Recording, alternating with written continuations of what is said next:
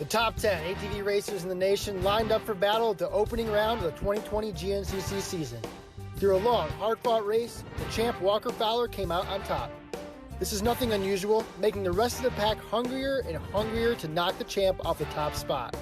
After round one, tensions, drama, and anticipations are high.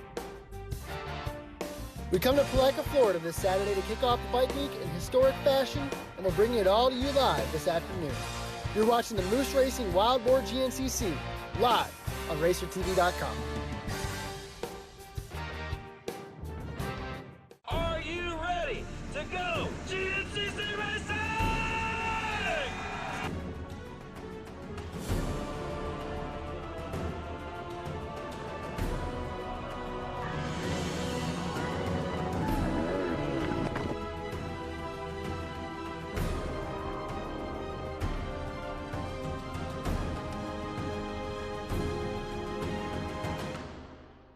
Hello and welcome to round number 2 of America's premier off-road racing championship, the 2020 GNCC Series presented by Specialized and AMA National Championship. Today's live coverage on RacerTV.com being brought to you by Motorcycle Mechanics Institute. I'm Rodney Tom alongside Mikey Waynes and Landon Wolf. And Mikey, I tell you what, we had a whale of a race to kick things off there a couple of weeks ago as we take a look at our Specialized race recap. Man, what a wild day. So many things coming into this one, so many changes. Yeah. It's the biggest change we've ever seen, at least in recent history in GNCC. Rodney, you're exactly right. I had to watch this one from my couch on the road in the airport, but it was absolute excitement.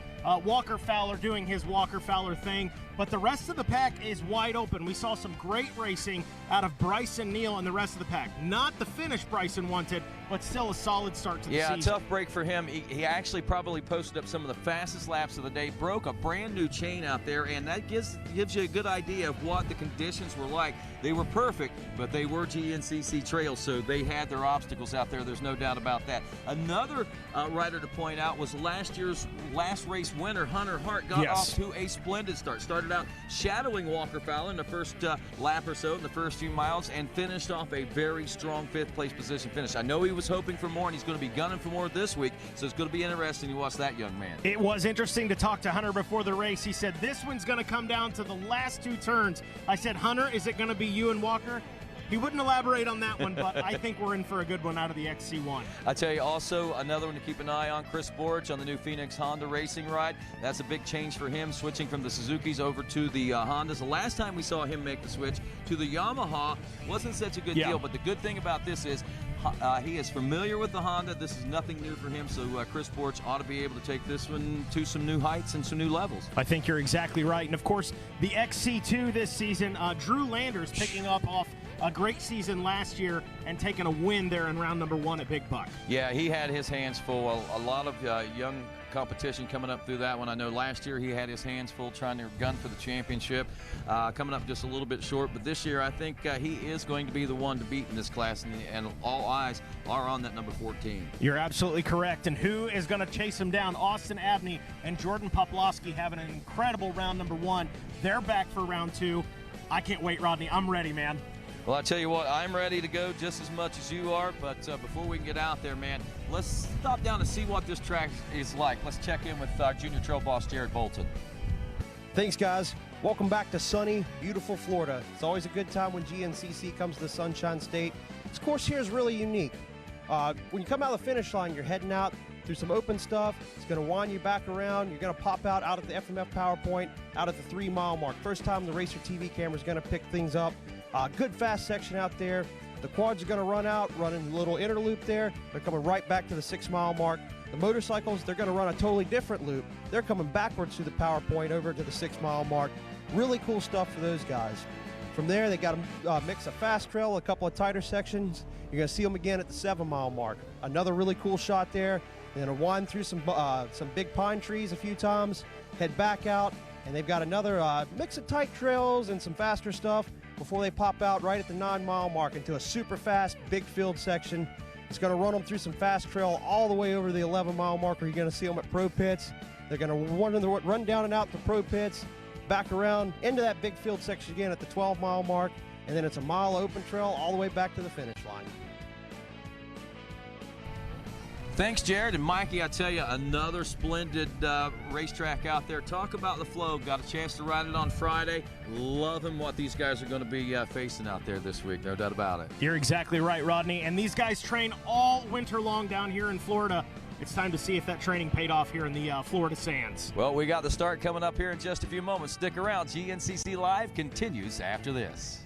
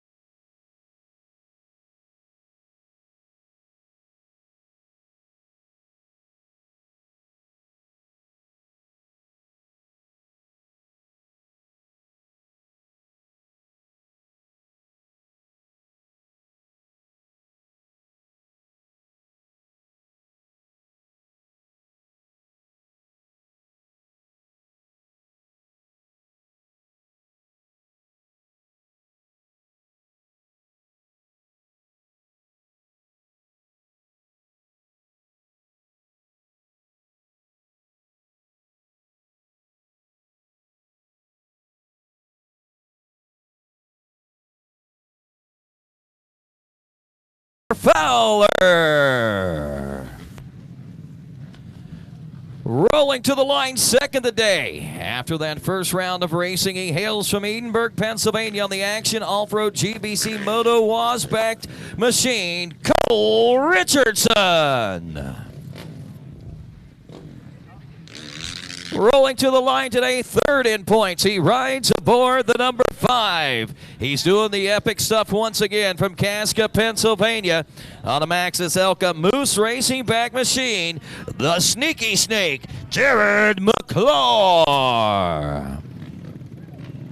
Rolling to the line today, fourth in points. He rides aboard the number 3, a 6-time GNCC champion on the Maxxis Fly Racing. And of course, he is backed by our friends at Phoenix Racing Honda, Chris Borich. Rolling to the line today, fifth in points. He rides aboard the number 7 machine.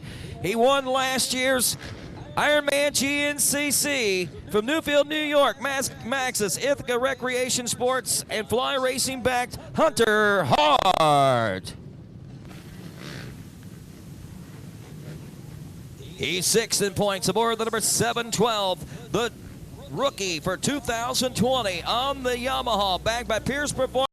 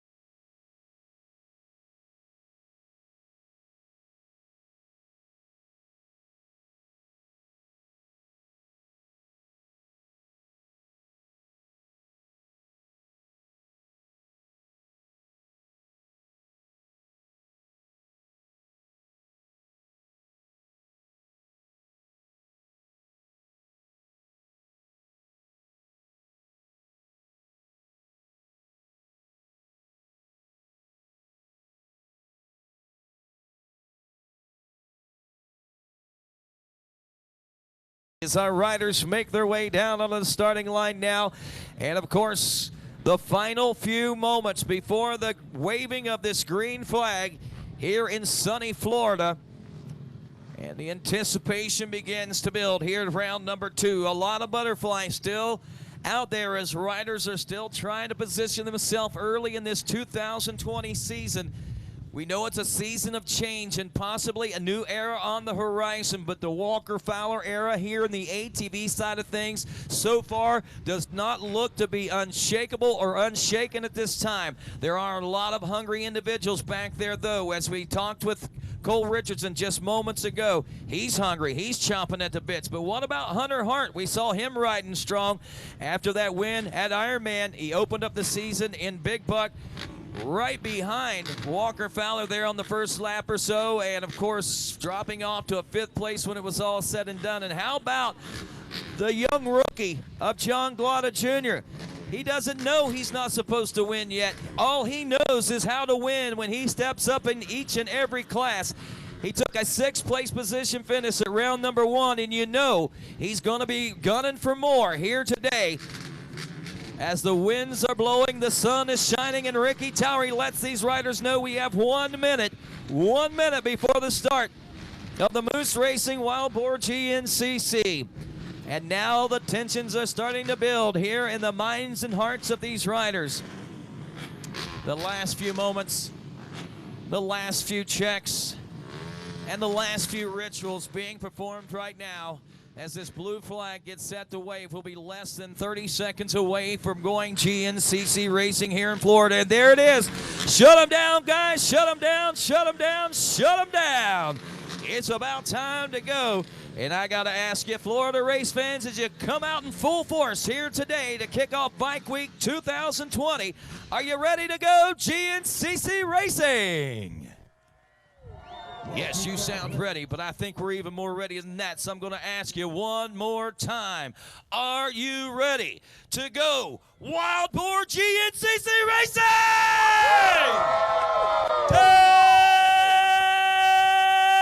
10 seconds, and row number 1, the XC1 Pro, will be off and rolling at the Moose Racing Wild Boar GNCC.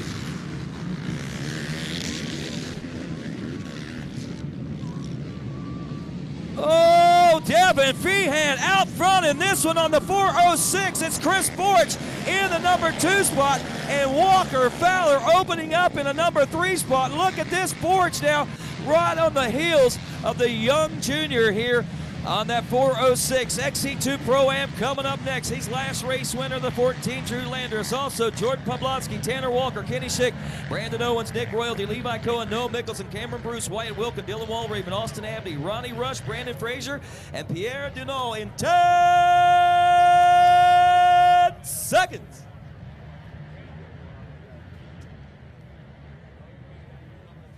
And the XC2 are off and rolling. Round the first turn, and it is, whoa, almost a 400 of Noah Mickelson, but it's a 7:03 of Austin Abney. Abney out of Petersburg, Indiana on an Action Off-Road Maxxis Demery Motorsports back machine. College Hayes, 16-21 coming up next. Dalton Keys, Grayson Eller, James Dawkins, also Wesley Wirtz, Justin Collins, Cody Forrester, Brandon Clark, Davis Brinson, Trey Seifert, Chase Allison, Seth Wilson. 10 seconds. Gavin Jenkins, Max Linquist, Corey Vandeliner, Casey Simmons, Cameron Avey, and Mikey Nichols. Grayson Eller on that Honda. That Phoenix Racing Honda threading the needle in that first turn. A great jump off the line and across the stripe. It's the 171 Honda from Salisbury, North Carolina, taking the win for the early lead for the Red Riders. Junior 8 22+ class coming up next. It's Ben Danner, Nick Davidson, Justin Miller, Jeremy LaDon, Cody Benton, Caleb Edwards, Zach Wright, Alex Alioff, Emily Wise. 10 seconds.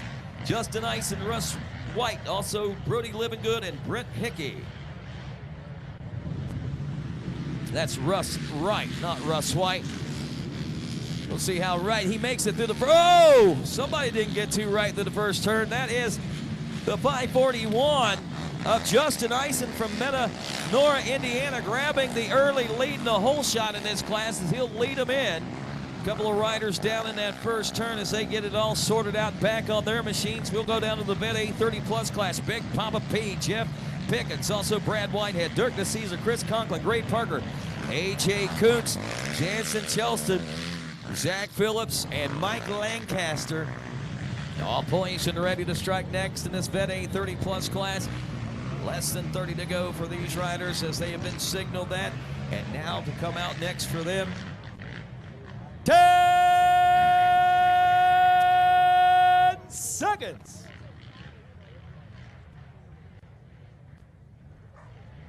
And they're off the Vet A 30+ class. And as that Big Papa P, the 21 machine, it is. Oh no, he's got company. Michael Lancaster right there in the number 2 spot. The Big Papa P, Jeff Pickens gets the Holeshot. Early lead, senior A 40+ class. Going to Michael, or right now, Michael Hayes, Jeff Harvey, hardcore himself, Shane Warren, Jason Noble, Joey Kugler, Jason Walker, TJ Barrett, and Wesley Stone in 10 seconds.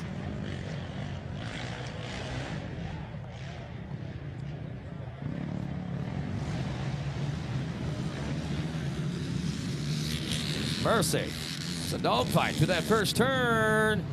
Oh, he swings out wide and taking the early lead now, the 52 of Michael Hayes. Michael Hayes hugging to the inside out of that rocky-faced Georgetown. And, of course, he's brought to us by Green Cut, CDM Transport, and Cycle Connection. College B, 16 to 21, coming up next in 10 seconds. Stan the Man Johnson, Sam Eisen, Caden Klunks, Braylon Secura, Colby Clark, Zachary Seegers, Peyton Freeman, Ian Burns, Dominic Stevens, Ramey Wilkinson, Ben Neville, Jonathan Bigley, Rylan Williams, I should say, Hunter Gotze, Alex Nelson, Chance Hickey, Clayton Whitney, and Caden Ryan up front. 3:05, he shakes his head. Yes, I got this. Caden Klunks from New Ross, Indiana, on Trackside Power Sports, Lone Star Racing, Custom Axis Machine. Up next, Junior B 22+ class. We got Travis Mathias, Chris Leak, Douglas Fisher, Cristobal Cartagiva, also Justin Cutter, Corey Pancake. 10 seconds. Corey, our moto hero, by the way, Sean Newhouse, Jacob Allball, Lucas Walker, Joseph Ponte, Marcus Ryder, Stephen Martin, and Tyler Swain. That's right. Corey Pancake will pick up a brand new set of truck tires from our GBC sponsor. Thanking those folks. And the 411 of Jacob Allball from West Milton, Ohio on the JPMX BNR Motorsports LSR machine will pick up the early lead here. As we go to the Vet B 30+ class now. And we got Nate Tegel, Dominic Ferrito, Daryl Short, David Kite, Julio Rose. 10 seconds. Thomas Bundy, Ben Dunlop, Preston Rhodes, Matthew Silsby, Cody Holcomb, Dave Ashby, Wesley Smith, and Cody Stewart.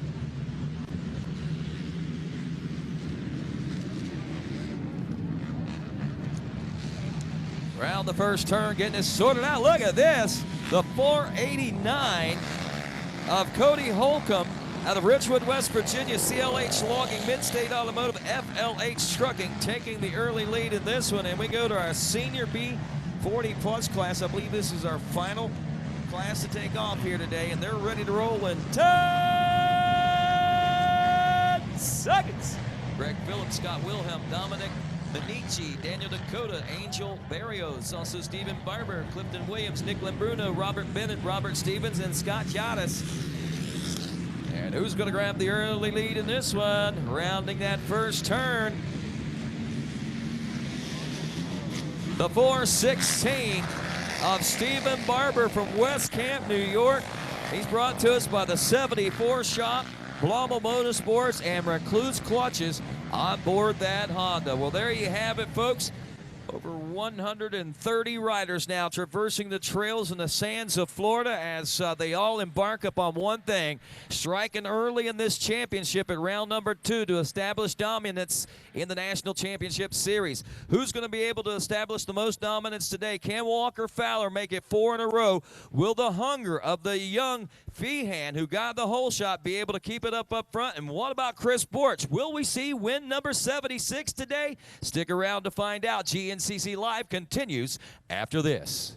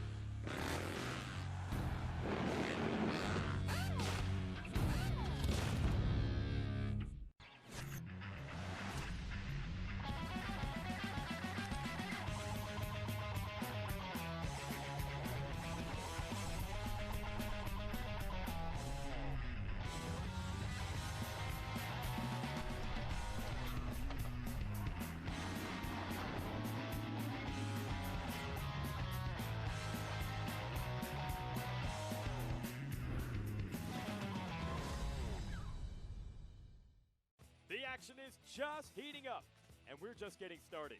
Stay with us, live action on RacerTV.com.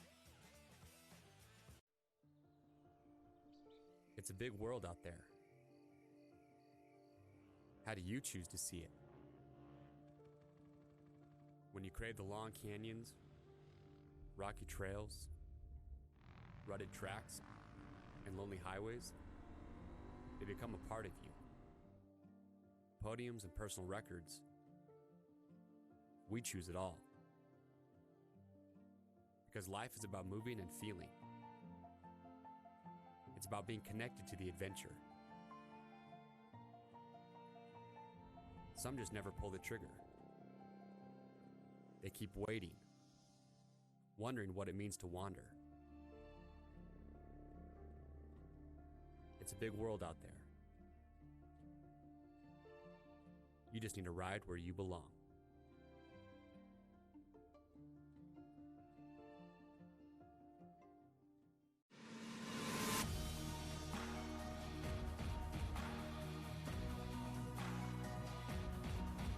Inside every Yamaha lives the heart and soul of a competitor.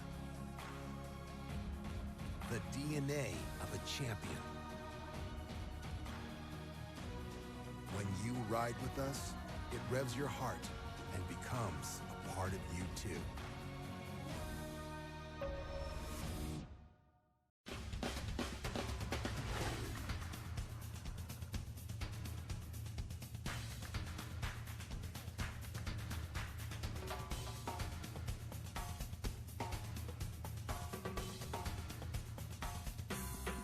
Born of family values and a homegrown work ethic, Cometic Gasket seals your machine so you can focus on the finish line. Cometic Gaskets are the competitive standard for racers who demand the very best inside their engine. Cometic Gaskets are always constructed from superior materials designed to perform in the most demanding environments. Whether it's a championship on the line or a day in the dirt with friends, professionals and enthusiasts alike depend on Cometic. Cometic Gasket, sealing championships since 1989.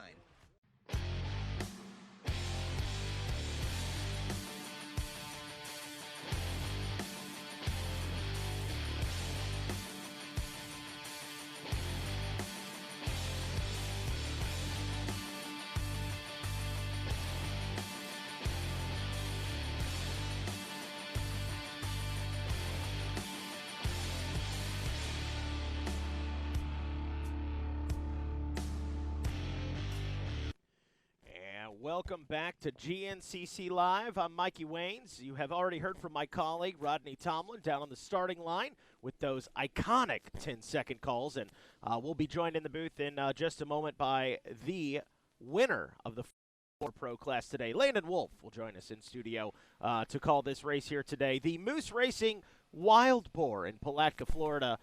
Here, live coverage brought to you by Motorcycles Mechanics Institute, MMI. Check us out. RacerTV.com is where you're watching. And this is, again, round 2, Moose Racing Wild Boar here in Palatka, Florida. It is sunny. It is kind of warm. It's windy. It's been windy off and on, which has been kicking the dust up. You folks may have seen Walker Fowler. It looks like he jumped up out front there in the FMF PowerPoint. I believe we are going to take a look at the track map to give you guys an idea of what they will be facing today. So about a 12-mile course, 14-mile course for these guys here today. That's Big Buck. Do we have the correct one?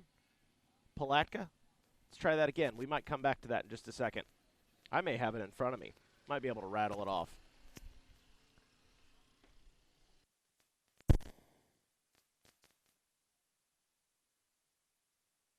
All right, stand by. They're getting it. They're getting her worked out. No biggie. No biggie. We get that hiccup out of the way early. The Yamaha Racing track map, maybe that'll pop up. Right now we're looking at the FMF PowerPoint. There we go. That's much better. Now we're talking. Excuse me, about a 13-mile course. A little bit of everything for these guys here today at the Yamaha Racing track map. You can see there we've got the Monster Mile, the FMF PowerPoint.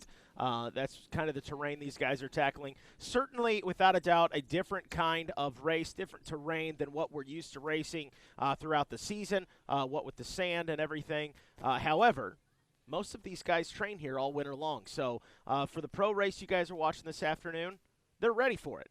You might even say they're a little more prepared for a track like we have down here at the Wild Boar than they are the rest of the tracks the rest of the season. Or at least they prep for it more, put it that way. So that's what we're looking at here today. Should make for a good one. And I believe now we're going to take a look at some of those start replays. Take a look there at the battle between Devin Feehan, Chris Borich, and Walker Fowler on that XC1 Holeshot. Take a look at that replay right here. Our rapid replay presented by Specialized here, the XC1 class.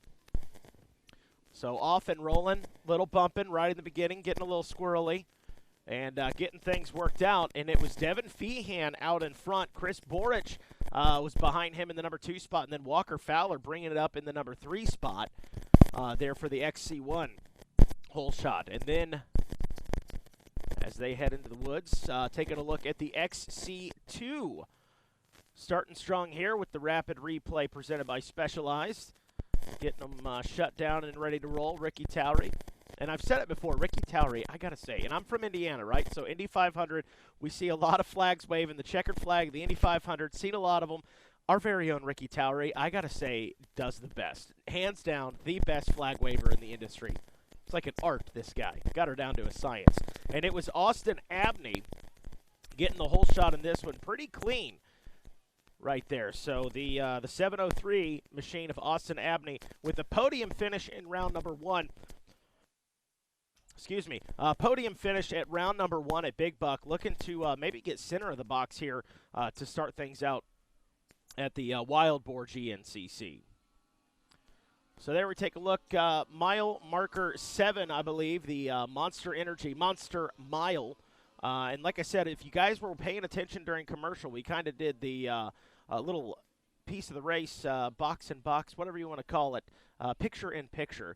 Looked like Walker Fowler hit that FMF PowerPoint in first. I've not gotten a report on that yet, but this should be the next spot these guys are rolling through here, and we'll see if the battle's still going on between Devin Feehan, Chris Borich, and Walker Fowler.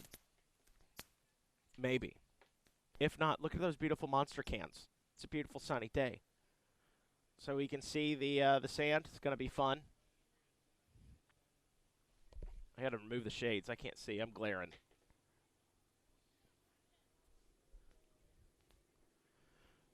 Yeah, let's do that. Okay. Okay. Fair enough. So they are coming through the Monster Mile in a second. So the Monster Mile is marker number 7. So when you looked at that track map there, Monster Mile part of that. So again, like we were saying, these Florida Sands proves to be a bit of a different task for these guys, but you know, as we mentioned before, certainly something these guys train in the off season. They're no strangers to this kind of terrain.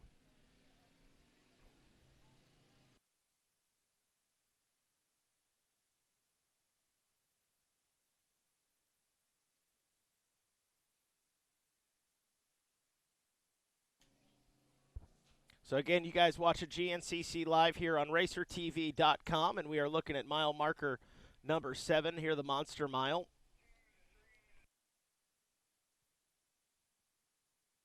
So Bryson Neal coming into the Monster Mile in the first place position. So how about that? We had Devin Feehan out front. It was Borch and then Fowler. And now Bryson Neal hard on the throttle moving through there. Just got to look at Jared McClure there in what I believe about the 5th place position heading into the Monster Mile. So these guys all kinds of shaken up compared to where they were at to begin with. We got us a race, boys. It's not too bad. Now, this is what we've been looking for, Mikey Waynes, is somebody to challenge right off the bat like this. Because if Walker Fowler gets out front, it's a walk. It's all about the Walker Fowler show, pretty much at that point. So now with other riders out front, things are shaking up a little bit. And Bryson Neal coming off of a very stellar ride, even though results do not reflect that in any way, shape, or form. Bryson had the fastest lap time. Get this, he was 9th place. I think it was at the end of like lap 1 or 2. And by the end of that next lap, he had passed all the way up to 2nd place. 2nd place was 42 seconds behind Walker Fowler. Bryson had pulled all the way up past 2nd place and was 42 seconds behind. So that means he went through 9 people, gaining all that time that was the deficit that was in between. So you know he was gaining even more time. Said he hit just a fluke thing as he busted a brand new chain out there, and that took him out of the race. Here we are out at the Monster Mile, the 7 mile. It's not a Monster 7 miles. It's just 1 mile, as we always like to say and joke. It may not necessarily be a full mile in length, but when you get through it, it sure feels like it. And I know I had the opportunity to ride some of the trail on Wednesday when I got here, Mikey, and talk about nice flow. It was very smooth then. Yeah. There was a few whoops out there that were kind of evidence of previous years. What we got going on here now? Was that 7? I think that might have been Austin Abney. Again, I can't quite see. Abney is he's going to be a tough one to beat out there in that XC2 Pro-Am Class 2, so going to be keeping an eye on him today. Got Drew Landers out there we're going to be keeping an eye on. And also, I don't know if you noticed, but the 400 last year's College A champ, Noah Mickelson, who had a horrid, wretched day in South Carolina 2 weeks ago, totally unprepared. If you watch the interview I did with him on Quad Radio, he talks about that a little bit, but he said he was coming today to be a little more prepared, and he was a little hungrier, so you can probably bet that he might be a force to be reckoned with. And is that the College A class coming through now? And I think that if that was probably Grayson Eller still leading that class on the 171, a teammate on the Phoenix Racing Honda. We got the first 4 rows, 3 of those we've got guys contending up front from the Phoenix Honda Racing team. Man, they are making a big splash on the ATV side of things. We saw them come in on the motorcycle side of things there last year, but now here they are in the ATV side too, and they are coming in full force. There's no doubt about it. I think that's one of the things I was talking before you got here about the Florida track here in Palatka is without a doubt completely different from any other track we race all season. And you would kind of think that it's sort of like an X-Factor thing for these guys. It's an even playing field. But a lot of these guys spend their winter down here training, and you could almost make the argument that a lot of these pro guys are more prepared for this race than they would even be Big Buck. Yeah, and that certainly holds true, especially for the two-wheel side of things. Surprisingly, though, not so much for the ATV side of things. You had Walker Fowler, you had Cole Richardson, Hunter Hart, and let's see, Drew Landers. I know he's from the XC2 class. Those are, and Chris Borch, obviously. So we'll say 5-6 guys out of that spent the winter down here out of all these guys. But it's remarkable to me how many of the guys that didn't, including your current leader out there right now, that might have had 2 hours seat time throughout the entire winter, because I spent, he lives about 35 minutes from me, and I spent my winter there just the same as he did. There was no days to ride. I promise you that. I mean, in what days there were, he took as much advantage of it as he could, but not real sure what that's going to translate into as far as bike fitness. As far as physical fitness, you couldn't ask for any. Walker Fowler will tell you there's probably not anybody more fit than Bryson Neal is on that pro row out there. But It's a matter of bike fitness at this point, I think, that we're going to be watching for. And, just back up there, with, as I was saying a few moments ago, with Walker Fowler, everybody got him in check right here at the beginning of this race. This might be a little bit more exciting. Now, if Walker gets out front and makes that breakaway, it's going to be a totally different story. And that's what he's going to be trying to fight to do. But you got to think there is kind of a sense of urgency that may be arising for Walker. There's a lot of anticipation in this one for him. He's got 3 wins here already. He comes in expecting, anticipating, and he's hoping that everybody else has got it in their mind that it's going to happen. But he's also heard the pre-race interviews. Of course. There's a lot of hungry people out there. Yeah. There's riders out there that feel that they have a chance and an opportunity to win and straight up beat Walker Fowler. Yeah. And they know it's going to take time. They know he's fast, but they also know that they've got the speed and talent on the right day. They can make it happen. If they can get in his mind, that could be a whole different championship here in 2020. You're exactly right. Another guy we hadn't, I believe, is this Bryson out front I believe now? so, yes it is. Another guy we hadn't talked about with Bryson Neal on screen right there. Look at him go, Rodney, in this open section. Nobody's there. The dust is going to settle from the sand before second place is even there. Mercy. He has got to be rolling. I know. I'd like to see a speed gun on that. He's probably running 50 miles an hour or faster right now through some of these turns. Incredible. Slowing it down through this section just a little bit, obviously, at the 9-mile marker as we are nearing the completion of lap number 1. I think we're somewhere in the neighborhood of 9.5. Well, that is poetry in motion. Mile 9, yeah. Seeing those rooster tails behind second, third, and fourth should be very tight is what we're hearing off the racetrack. But they're not close to this guy right now. No. Wow. He's trying Look to check at out this into lead. Laterville. But what our producer, Adam Gordon, just said, we're going to get second, third, and fourth because their battle's on, and right there they are. Second, third, and fourth. There it is. Right there in the open section. Oh, man, this is where the race is at. This is exactly where the race is. Is that Borich back there in the number or is that Feehan we're seeing? I think that's Feehan we're seeing. I believe it is. In the number 3 spot now. I couldn't quite tell who that second place position was. Also, Adam, just to give you an idea, some folks telling me online that we might need to bump up the audio a little bit. Might want to check that. But right now, checking out our Yamaha Racing Skycam, and there's the battle for the second place position. It's starting to widen out. No, that's probably 4th and 5th back there now, starting to check in with us now. But just pretty amazing. Look at these nice open trails. Now, we see this, and this is what we're seeing on the Yamaha Racing Skycam, but I'll tell you, it's not like that once you get into the heart of these Florida woods. Very like true. I said, took a ride. There was a lot of great flow. The course itself, a few whoops that, might have been left over, but I can tell you, there was a good indication that it was going to be a very rough track. The track is very dry. The sand moving around. It's deep dry, so the sand's going to move around a lot easier. It's not going to pack in so much. So I have to think that this could be one of the rougher races we've had right here at the Hogwaller Ranch for this Wild Boar GNCC. I think you're right. I know there were some rumors that maybe get some rain last night. That definitely didn't happen. But, yeah, I think you're dead on that. One guy we've not mentioned yet, and maybe we've seen him on screen and just missed him, but is Hunter Hart. Yeah. And I talked to Hunter Hart before the season started. I said, all right, you finished 2019 with a win at Ironman. I know you're wanting more in 2020. What's the number? How many you're going to win? He didn't hesitate, and he told me a number, and he won't say the number out loud to any of his competitors, so I'm going to call him out on Racer TV. He said 3. I wondered. He said 3. And I got to believe that that's this doable. Here in Florida is one that if I'm Hunter Hart and I come in, that's one I have circled. That's one I feel like I've got a shot at winning. With that said, though, correct me if I'm wrong, but I think Walker's won every one we've ran down here. Yeah, he's won. He won. I think we started coming here in 16, so he won 16, 17, or 17, 18, and 19. Yeah. So 17, 18, and 19. And this would be 4 in a row for him if he was able to take the win here this year. So, Walker is gunning for that. So you got to wonder, does I have to think, though, man. I mean, 6 championships, 55 wins under his belt already. You wouldn't think that the guy would get nervous coming into a race. Right.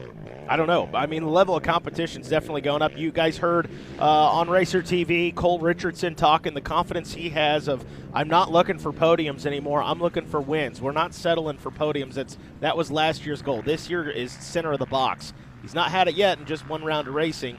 And Bryson Neal looks like he's got something to say about that himself. Bryson Neal, was it last year Bryson had such a great run going and ended up finishing, running out of gas, I think, in the end. about a half mile before the finish line. There goes Borge through the pits as he gets the pit board, and that is Feehan right behind him, I believe, there. So the Phoenix Racing Honda team is certainly pretty stoked with the way things are starting out for them today. Got a guy running in podium position right now. We're about 27 minutes into this race, Mikey Wayne, so we should be nearing the completion of this first lap. I thought they said a 9.5-mile course, but they might have taken out some. Oh, yeah, you are correct. Yeah. I know they may have taken out some of the mileage in between some of those miles for these guys because, like I said, it's tight out there. Some places that ATVs cannot even get through. This is the battle for the 3rd and 4th place position that I believe we are watching shape up right now as they meander through the trees here. It's going to be interesting to see the time gap. I cannot wait to see. I mean, Bryson Neal so far out in front. It's going to be interesting to see that gap that he's got between the rest of the pack. And then that 2nd, 3rd, 4th is going to be boom, boom, boom. Yes, it will. So here we go. The battle is on. Here comes the 2nd, 3rd, and 4th place positions. That is Borge in that number 3 position. And that is, I thought that was Feehan back there behind him in that number 4 spot, but not real sure who this is right now. He is putting the pressure on Boric right now as they approach the finish line reach. Actually, we're backside of the starting line so right now. I believe correct me if I'm wrong, I believe they bypass the finish on the first lap. Is that right? Or yeah, no? they start out about the 12.5-mile marker. Okay. Okay, they did. Yeah, okay. So they bypassed it right off the start, and this time it will be a little bit longer on this first lap, maybe a mile or so, maybe a mile and a half, something like that. I can't remember exactly what the mileage was, but it will be a little longer on this first lap. So these next laps coming up will be a little bit shorter.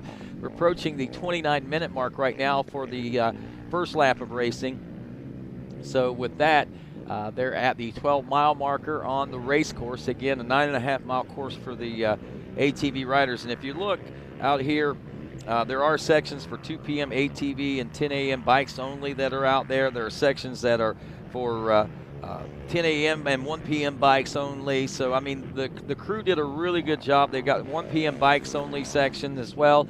So the crew did a really good job of, I think, getting us a good diverse race course out there. We'll have some good single track course, some good fresh trails for the riders to race on tomorrow on the 2-wheel side of things, as well as racing in the same track that the ATVs are racing on. There we hear all the noise going on behind us right now, so that means they are exiting the pro pits, and there is the 13-mile marker. This is our final mile marker before we reach that finish line region, Mikey Wayne. So we should be seeing, I'm thinking here real soon, that number 2 machine of Bryson Neal checking in. What do you think the gap is? I'm going to guess it's probably every bit of 30 plus 30 seconds. 30 seconds? I want to say 48 seconds on the dot. I was going to say 40. Honestly, I was going to say 40, but I didn't want to overstretch it a little bit. But I wouldn't be surprised if you're right. 48 seconds would not surprise me. He is rolling. There he is.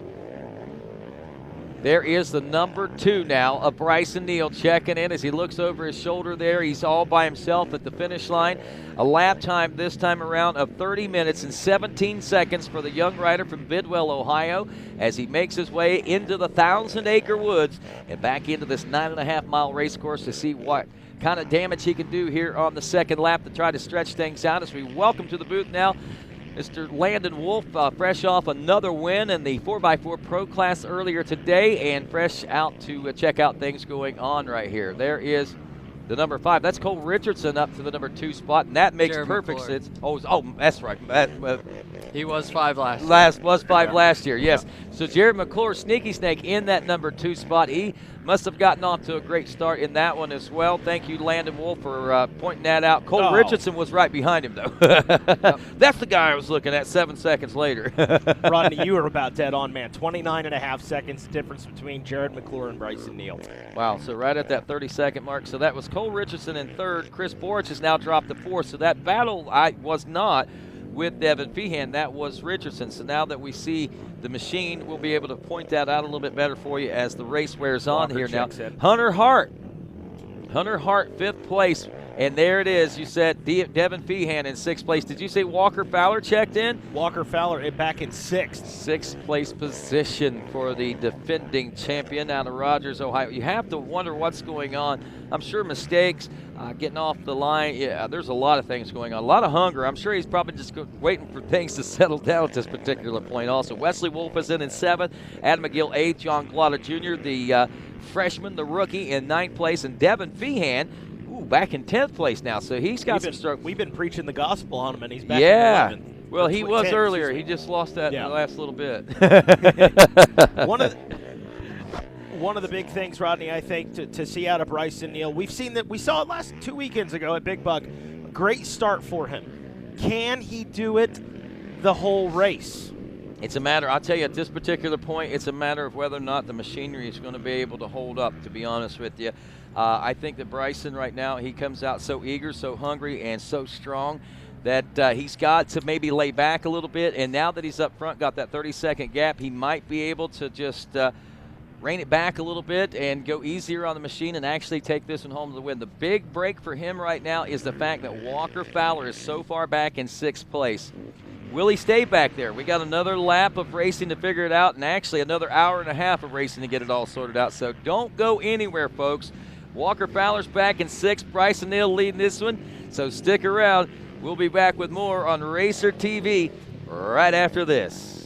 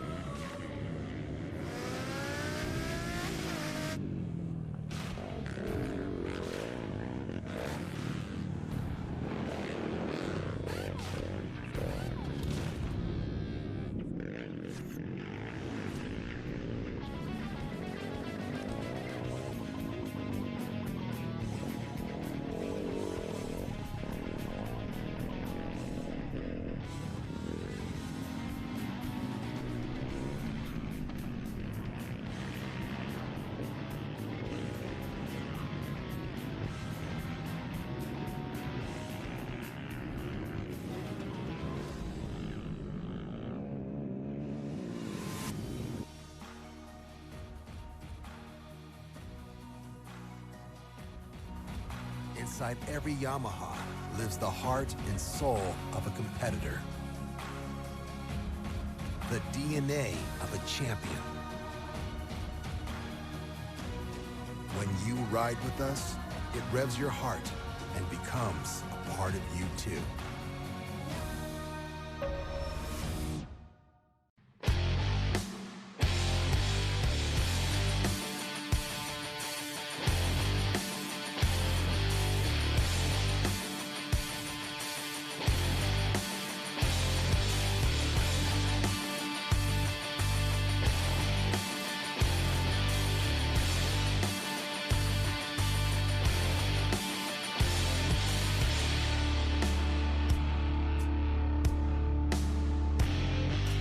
Even when you're the best, you never stop striving to be better.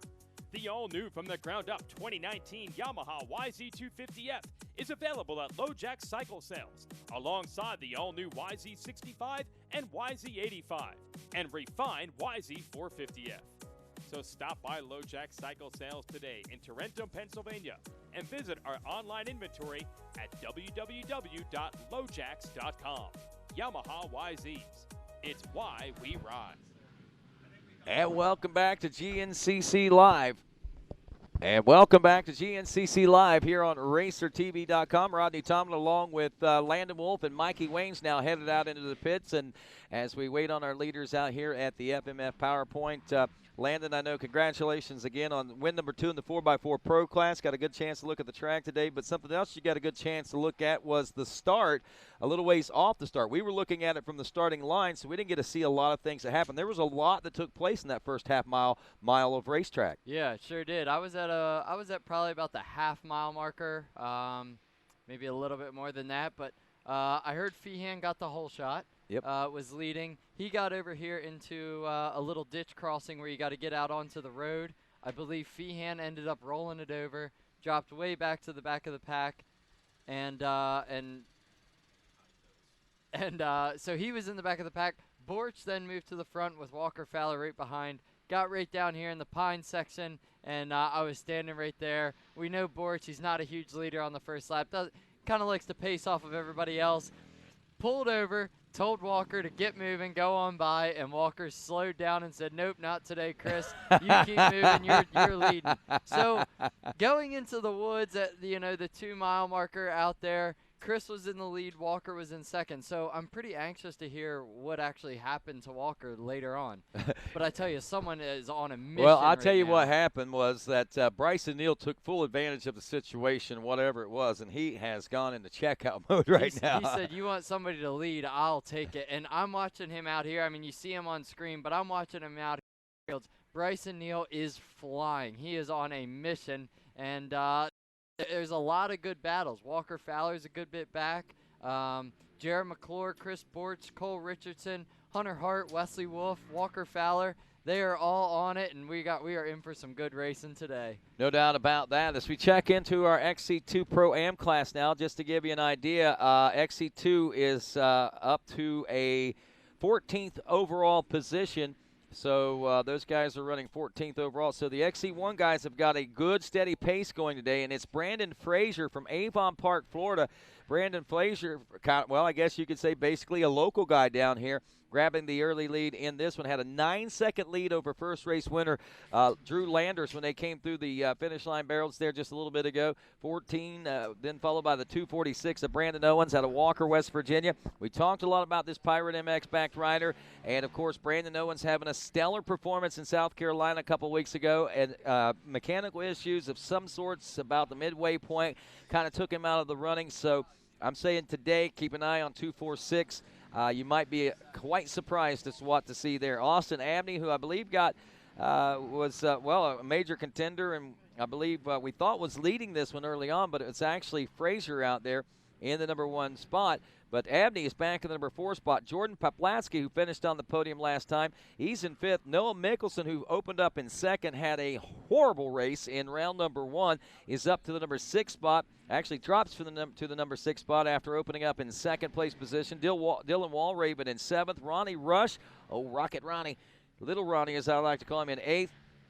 Wyatt Wilkin, the 621, in 9th. And Kenny Schick, the 191, rounding out the top 10 of the XC2 Pro-Am. The College A class, Trey Seifert, the 420 out of Center Hill, Florida. Another Florida boy out front. Leading the boy from North Carolina, the Phoenix Racing Honda rider, the 171 of Grayson Eller. 25 seconds back on that Red Ride program, and the 888 of Cameron Abey out of Union, South Carolina in 3rd. 4th place, Seth Wilson out of Smithville, Pennsylvania on the 501. The 123 of Dalton Keys out of Holton, Indiana, who was one of the biggest competitors for in the College B class with Grayson Ellers. They battled right down to the wire for that championship last year. Keys back in the number 5 spot, so we have some of those key players working their way up through the ranks and into some solid positions out there. You got Chase Allison in 6th, Corey Vanderleyer in 7th, Cody Foster in 8th, Max Lindquist 9th, Mikey Nichols rounds out your top 10 as we continue to wait here at this FMF PowerPoint. We've seen the leaders go through. I think we've seen the number 2 go through, Landon, and I believe that battle back there for that 2nd, 3rd, and 4th place positions with the rest of the crew coming through. Yeah, I see Walker Fowler's already starting to pick through some of these riders. I believe he's up behind Chris. Looks like we might – oh, nope, switch cameras. I have a stopwatch ready. What was Bryson ahead of Jared at the finish line? 29.5 seconds. Okay, so I have a stopwatch ready. I want to see if we can get a number on that at the halfway point here at the 6 mile mark. See if he's still catching or gapping out or if they're reeling him back in. But I did see Walker Fowler has made his way around Hunter Hart, and I believe he's up in the number 5 spot right behind Chris Borch. And it looks like Chris had dropped off of Cole a little bit when I saw him there on screen. But I guess that section there where they come through is at about the 4.5.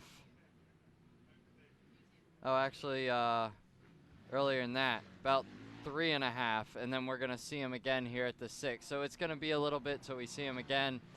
But I tell you, it looks like Bryson Neal is just out pushing as hard as he possibly can. And I don't know if you remember or not, Rodney, but last year Bryson was having probably one of his best rides here. Yep. I can't remember if he was leading or he was running second. I think thinking he was running down Walker. Yeah, I thought he was leading, but in the interview today, he said running second and ran out of gas. I think he was catching Walker. Yeah. I think it was a big hype. There he is right there. I'm going to try and start my stopwatch. Oh, let's do it there. Reset, start.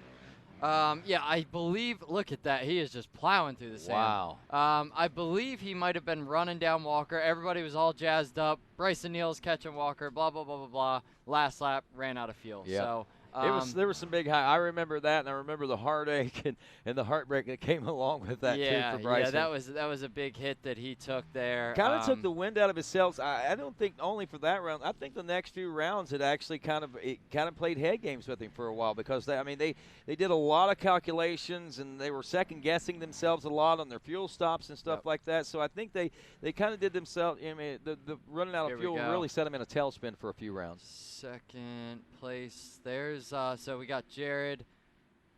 Cole, is that wow. 29-second lead for Bryson Neal at the finish line. Yep. Now at the 6 mile marker, 45-second. Look, Cole is high centered on the rut. Oh! Come on, buddy, come on. Not good, not up. There we go. Wow. But 45 seconds now at the 6 mile marker for Bryson Neal over second place. And there goes, Hunter Hart just about putting some moves on Borch there. Hart, I tell you. Did you see? I guess Walker snuck by Cole there when he was stuck. I'm guessing that's the case there. There is the 521 of Adam McGill rolling through. A lot of these guys have spent a lot of time down here, so a lot of them I know felt pretty comfortable, and some of them might feel they have the advantage because they've been down here, but over the years, more and more riders start coming down here. So yeah, Hunter's one of those guys that thinks he's got the advantage. That's yes, for sure. And he is good in the sand. Yes, he is so aggressive out there. There's Wesley Wolf, followed by John Glauda Jr., two youngsters that are out here trying to make a name for themselves and doing just that. Glauda, I tell you, pretty impressive ride for him, I think, in round number 1. Absolutely. And to open the way up the way that he did. And I think we're going to see a lot of things. Just like I mentioned earlier, he's one of those kids that comes up through the ranks. He's used to winning. So right now, he doesn't know that he's not supposed to be winning. So he's still in a position where if he strikes and starts winning, it could spell disaster for a lot of folks out there. Absolutely. It could spark something up and then make him something dangerous, but that'll be exciting to see for it's sure. It's going to be tough. I mean, there's a lot of experience he's got out way. There's a lot of people sitting in line in front of him, too. Yes, there is. But, hey, there's been people in line ahead of him in the past. Yep. He's went ahead of him in the past. So, hey, who's to say he can't do it here as well. So, I know you've already talked about this. XC2 leader, was that Austin Abney? Yes, it was. Okay. So, him. No, Brandon Fraser. Abney's actually back in the number 4 there spot. There comes the leaders in the Monster Mile. Let's try and get another stopwatch. Why not, right? Right. That is still Neal, but Abney actually in 4th. I thought that was Abney out front, but it's actually Brandon Fraser, Avon Park, Florida, the local rider. Yep. Yeah, he's a great little rider. His dad actually raced this morning in the 11 a.m. race on a 4x4. So cool to see dad and son out there racing and definitely getting things done. I imagine his dad did pretty good this morning as well. So he's on one of Kevin Cunningham's old bikes. Oh. So, he's got a great setup. Yeah, he does. And so we are at 35 seconds right now. Still no sign as we approach. So we were at 29 at the finish, 45 at the 6, and here comes Jared now, and he's gapping him still. Yeah, it's still. We are at about 49 now. 49.8. So call that 50 seconds basically. Yeah. Wow. Yeah. Oh, there is Walker. So Walker is into the number 3 spot. Jared McClure, number 2. Walker, number 3. And then Cole right there behind him. So after that, we should have Borch and then Hunter Hart. So Walker Fowler is starting to make moves. Yeah. But I got to say, watching Bryson come through some of these sections, he looks flawless. He's reminded me of Walker a little bit. You know, you're used to seeing Walker out front just I think he'll take that as a compliment. Yes, yeah. as much as with a grain of salt at the same time. Absolutely, but you know, you gotta understand that Walker is just out here flawless week in and week out, and right now, Bryson Neal looks like that guy. You know, he was that guy and down time. Yeah, he was that guy in South Carolina too. Yeah, he was. We just didn't get to recognize it because he got taken out so soon with the broken chain. So pretty impressive stuff. Here we have a pretty good battle going on between Wesley Wolf and John Glauda Jr. John's definitely putting some good pressure on Wesley, looking for a place to get by. Another thing I noticed about this track this morning, down here in the Florida woods, there's, as you can see, there's a pile of trees out there. And they find a line through it, but it's tough to make some passes out here. Now, we have this huge field section out by the starting line. I don't know, do we have a camera out there? Yeah. We do. So we got a drone and a camera out by the starting line. Awesome. So good, a lot of good passing out there. But the woods are pretty single lined, and it could create some major problems for some people, certain people, everybody as we get into lappers. Right now, waiting at the 7-mile marker at the Monster Mile, where they're ready to unleash the beast. We've increased that lead. They've seen it increase to 50 seconds, nearly 49.8 seconds. It was 29 seconds, just over 29 seconds at the finish. At the what mile marker? I believe it was the 29 at the finish, and then it was 45, 46 at the 6, and then 49 at what's this here? The 7? Yeah. Yeah, so shortly after. So you think about that, that's 4 seconds in a mile. That's a lot. There's the birthday boy, Johnny Gallagher out there. He and the number 11 of Josh Merritt appear to be in their own heated battle out there as we check in with their positions on the racetrack right now. Merritt running in the number 12 spot now as Johnny Gallagher has gotten around him. Merritt was in the number 11 position. But, Devin Feehan, I have to wonder, is he still back there in that 10th place position? I know he went from 1st to 10th there on that first lap. Mikey Waynes, I would be curious to find out what is going on with Devin Feehan and if he's still rolling and how things are going for him right now. Yeah, a little bit of a rough start because I wasn't paying attention to the screen the whole time. But there is Greg Covert, and I know Feehan was in front of him, so I might have missed him come through. But as far as I can see, Greg Covert has even gotten by him. So, and this is certainly not the pace that we're used to seeing out of Devin. He's definitely a better rider than this, and clearly having some struggles or something going on. Yeah, something to miss. So obviously, I'm sure the adrenaline running and going down there early in the race, I'm sure the speed that he was probably traveling at, maybe a little shaken up. And as much as anything, mentally shaken because, he's probably kicking himself in the tail for throwing it away. Honestly, probably more mentally shaken up than anything. But, yeah, hopefully he didn't bend something up or tweak anything up or anything like that. So here we have the XC2 class. Brandon Frazier coming through there in the lead. And in second, it looks like we have another Yamaha.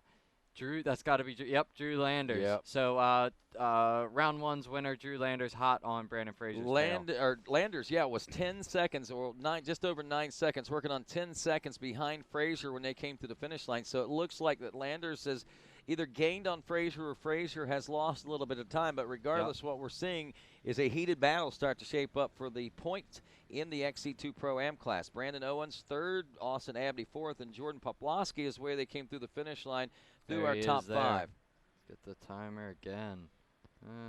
Reset. Yep. So I got the timer on again, but man, look at him. He is just on rails. I know I just said Drew Landers was round 1 winner, but I'm wrong on that, right? No, he got the win. Did he get the win? In the XC2, yeah. Oh, okay. Pretty sure. I thought Abney won. Did he not? Maybe he did. Oh, he did get the win. Landers won. Yeah, so Bryce and Neal just rolling through this big field section here. 2 sides of this field section. You go into the woods here soon, and then run some mud bog stuff back here, pro pits, and then they will be coming back out into this field section. I don't know if you guys picked up on that on the first lap, but Bryce and Neal just absolutely manhandling that bike. And I know a lot of people talk about Bryson being arguably the most fit guy in the pro class, and it definitely seems to be showing right now. What are we looking at as far as time? Well, the camera wasn't in the right spot. If we pan back to the left, I don't know if they've already gone through that section or not. Well, yeah, so I didn't get to see where they were at that time, but it's definitely not shrunk, that's for sure. Looks like things are tightening up, though, between second, third, and fourth. So is there anybody in front of Walker, though? Yeah. Yeah, there is. Jared McClure right there, still in the number 2 spot. Walker Fowler right behind him, and Cole Richardson keeping the heat on. Look how rough these field sections are already starting to get. Look how smooth these guys make it. That's the thing that impresses me. They come through some of these sections, and it looks like craters out there. And I was actually just out there with a group of people watching them cross the road, and there's a 3-foot, 4-foot ditch you got to cross over. And you watch the first couple guys in XC1, they hit that thing wide open, never even blinked, straight across the top of it. As you go further back in the class or in the ranks, they start going down in it, and that's why I said there's the difference. There's why Bryson Neal has the lead, and those guys are starting to check out. For sure. What a cool shot here. It is. Beautiful shot. Our Yamaha Racing Skycam once again, thanks to the Blue Crew. Revving our heart with the above overhead shots here today, and you get a chance to see how these guys work. There's a pass right there. I know. I'm not sure who that is. Is that? It looks like a white Suzuki, which would be Wesley and maybe John Glaude in front of him, but I really can't tell. So that's just a guess. I don't know though. Somebody's got a white chest protector on. There's one big change on the track this year is the amount of mud. I mean, normally back in this area we have a lot of really low-lying areas with a lot of water crossings that we got to make, and this year, I mean, there are a couple water spots that I guess if you really wanted to, like these guys right here, you're going to see a water hole, but they're going to skim right through the center. They don't even touch it. Like, you can't even really tell it's water, honestly, but they're just flawless through this and just dry. That's one thing that I was pointing out there with Mikey a few moments ago about how dry it is and how deep it is dry. I have to think that this track could have a tendency to get a little rougher because of the dryness, couldn't it? That's what I was wondering, because I didn't know if, since the sand is so dry, I didn't know if like it would just kind of keep falling back into the holes and it would stay smoother, or if it would actually, there's Bryson Neal in the pits, in and out. Won't have to worry about running out of gas this time, I don't think. I hope not. I hope not. Now, we are only 54 minutes in, so he's going to have to go an hour and 5 minutes around. So, but I do, like, I raced this morning. I do think it's rougher than it has been in years past. It really started to get pretty hammered out there. And there also were some spots, like right here, where we're actually digging so far into the sand that we're reaching water. Oh. So, that must be... I just can't pinpoint who that is. I'm guessing that's... It looks like Walker. That's what I wanted to say. Walker wears that white chest right, protector. and that Here is we him. go. It is him. Yes. It is him. And I was thinking the same thing, but man, he's gotten all by himself. So is he into second, or did we lose Jared? I think he's gotten around. There's Jared there. So he did get around Jared. Walker is up into the number 2 spot. So it'll be interesting to see. Probably not going to see any change here on this lap, but towards the end of the race here, we'll see if end of next lap, we'll see if Walker is actually closing in on Bryson. Pretty quick Hunter Hart pit in stops the pits. MMI pit stops out there, though, it looks like. Yeah, absolutely. They know it's crucial today. Everybody's so close. They gotta really be quick and make it happen. That's where, the pressure kind of comes off the rider and onto the pit crew, and they got to make sure they do their job. That way they don't get screamed at the end of the day. No doubt about it. Hey, I want to say thanks to Motorcycle Mechanics Institute, bringing you live coverage of today's racing action. And don't forget, drop the gate on your motorcycle and power sports mechanic career. Enroll today at Motorcycle Mechanics Institute, MMI, the official technical school of GNCC Racing. Visit MMITech.edu today. Get there faster, smarter. And, of course, Neal continuing to lead this. As we said, it is now Walker Fowler up from 6th place. If you're looking at the results on the left side of the board there, into the number 2 spot, which drops McClure into the number 3 spot, Richardson into 4th. That should put Chris Borich into 5th and Hunter Hart 6th. So that should be a pretty good battle, I think, shaping up for that top 5 position. You have to think that right now Hunter Hart's really feeling that he's finally bridged that gap that needed to be bridged. You know that gap that we talk about between the 6th and top 5 riders, 6th place and top 5, or 5th and top 4. Yep. I think that we're seeing that bridge from 6th place into 5th place, and soon I think going to be knocking on the door of the 5th to 4th. This is going to get pretty interesting watching the young Hunter Hart here in his sophomore year, and with starts like he had in South Carolina, and the top 5 finish out there, and the ride that he's got going on, racing against the best in the world out here, he is he's feeling it. He has to be. Yeah, so I definitely, Hunter Hart's really putting in a lot of work, and I wouldn't say he's the fastest rider on the track by any means, but I think he's progressing more than anybody else on the track. He's moving forward quicker than anybody else. So. Right now, I don't know. It would be tough to determine who the fastest rider on the racetrack is. Is it Bryson Neal? Is it Walker Fowler? Both these guys are hauling the mail right now. Yeah, this is so what did we had 49 seconds there at the 7-mile mark, which Walker still was not into the number 2 spot. I believe he might have got into the number 2 spot pretty shortly after that. Actually, he's the one that we saw make a pass on that drone. So he was actually about the 10-mile marker before he got up into 2nd place. Yeah. And so it's going to be interesting to see if he starts tracking him down. There we got Josh Merritt in the pits, in and out. It looks like everybody chose to pit here on the end of the 2nd lap. And rightfully so. We're approaching the 1 hour mark, and chances are with the laps being a little shorter after that first lap, that might put them in that hour and 55-minute mark, which would put them right where they want to be in reality. Hey, just want to remind everyone that Aaron Plessinger will be here tomorrow. That is right. There's your leader coming through the finish line. And just want to let folks know that he'll be out here with the youth finish line. He'll be signing autographs at the Ampro Yamaha tomorrow, and he'll be guest hosting right here on Racer TV.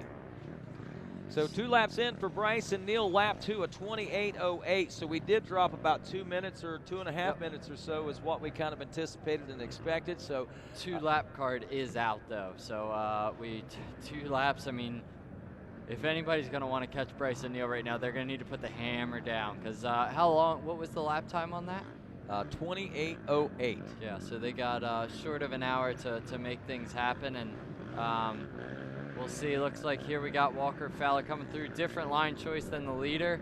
2 lap card. What do we got? At the stripe, 52 seconds. Whew. Oh, wow. Now listen, here's a great scenario shaping up right here. Walker knew last race that Bryson was catching him.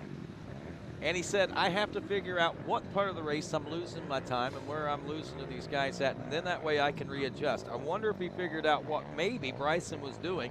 He's got it figured out, a little behind the 8 ball, and is really laying it all on the line right now, and going to have to, and knows how to make up that 52 seconds. We know he's capable of doing it, but I think he's going to have to lay the law down to make it happen. Bryson Neal is going to be somewhat untouchable today unless he makes a mistake or mechanical issue pops up. Mistake, mechanical issue, or lappers is going to be, I think is going to be the only thing that is going to bring anybody up to the rear tires of Bryson Neal. I mean, I've seen Walker do some pretty crazy things, but the way Bryson Neal's riding right now, I just don't know. I mean, it's going to take a lot to not only match it, was in 52 seconds on him in 1 hour. Well, I will tell you this. He did turn an 8-second faster lap. Walker turned a 28-minute flat lap time there.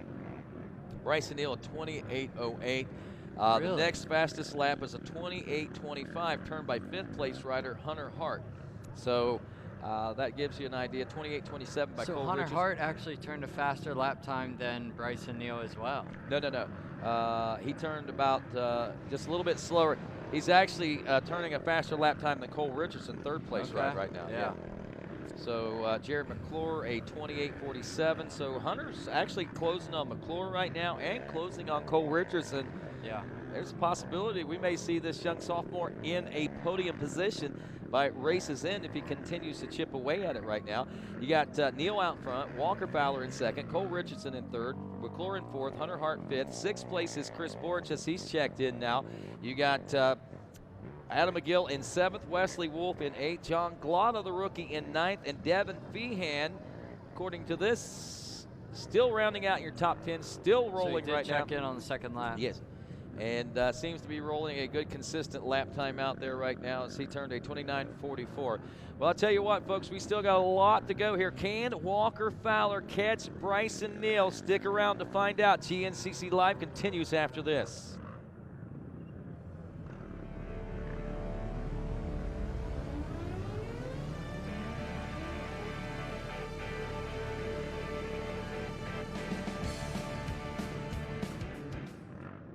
Born of family values and a homegrown work ethic, Cometic Gasket seals your machine so you can focus on the finish line. Cometic Gaskets are the competitive standard for racers who demand the very best inside their engine. Cometic Gaskets are always constructed from superior materials designed to perform in the most demanding environments. Whether it's a championship on the line or a day in the dirt with friends, professionals and enthusiasts alike depend on Cometic. Cometic Gasket, sealing championships since 1989.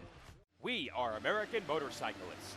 We are members of the American Motorcyclist Association. Racers, fans, and crew.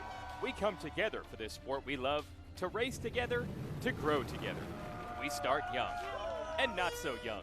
We race motorcycles and ATVs. We become friends, we become family. We compete for weekend bragging rights and national championships. We make memories on the toughest off-road courses in the country and on the best motocross tracks in the world. Some of us aspire to the speed and poise of road racing or the fierce competitiveness of American flat track, and we honor our greatest champions in the AMA Motorcycle Hall of Fame. Through it all, we cheer, we win, and we lose. We are racing. We are the AMA. Race with us. Be part of the greatest sport in the world. Be an American motorcyclist. Join us today at www.amajoin.com/join-now.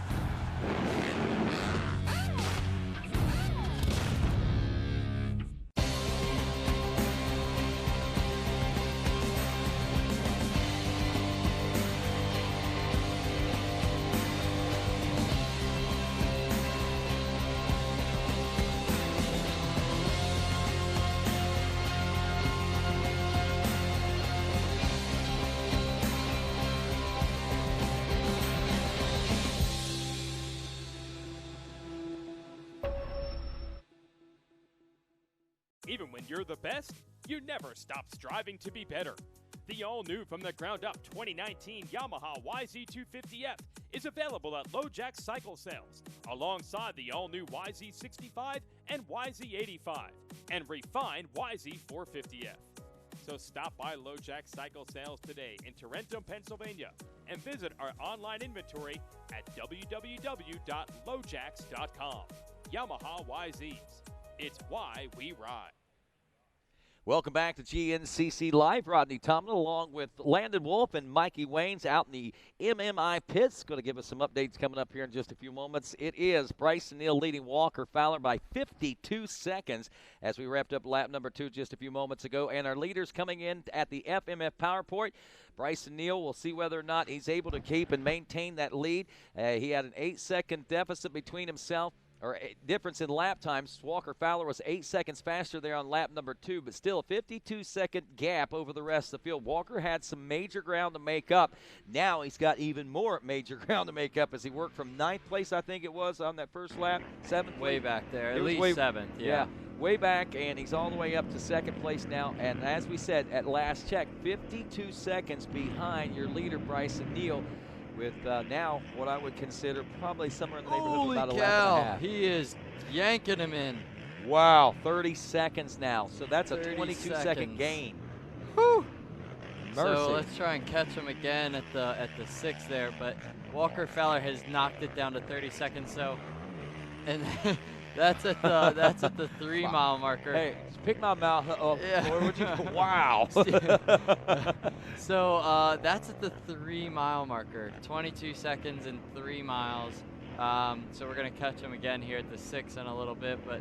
So in theory, by the end of this lap, he should be on his rear wheel. If not in front of him. yeah, that's impressive. Now, you never know. I mean, there's Jared McClure right there. You never know if Bryson could have got hung up behind a lapper. Totally possible. You could lose 10 seconds in the matter of a couple corners if you get caught behind a lapper at the wrong time. So we'll see. And you have to wonder though, and this is a question to ask you. You know what it's like to be out front leading. If you got a lead like that, you've got all that going on. Would that break the momentum, you think, of your mind if you got that slowed down? I mean, you had all this going, then all of a sudden you get slowed down. Could that maybe mess things up? Yeah, it definitely could. I think these guys are trained good enough that they don't let it happen, but it's definitely possible for sure. Well, watching here at the 6-mile marker at the FMF PowerPoint, waiting on the rest of the field right now. While we do that, of course, we've been talking about the MMI pit stops and so forth, the Motorcycle Mechanics Institute, saying big thanks to them. Well, I'll tell you what, it's time to pay tribute to our mechanics here in the GNCC Racing Nation. And today, our Motorcycle Mechanic Institute Spotlight Mechanic is Garrett Ward, mechanic for Stu Baylor and the new Factory One Sherco team. My name is Garrett Ward. I'm from Burgestown, Pennsylvania, and I'm Stuart Baylor, Junior's mechanic for Factory One Sherco.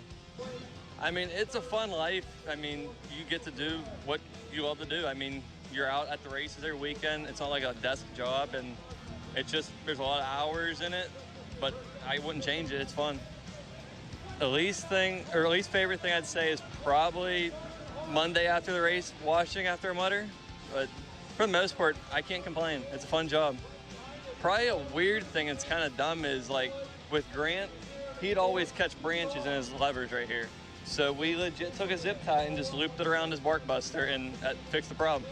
It's simple, but it works. We try to get this bike like a moto bike with the performance and everything, but ours, we have to make sure it lasts 3 hours of non-stop abuse and mud, sand, and there's no break in 3 hours.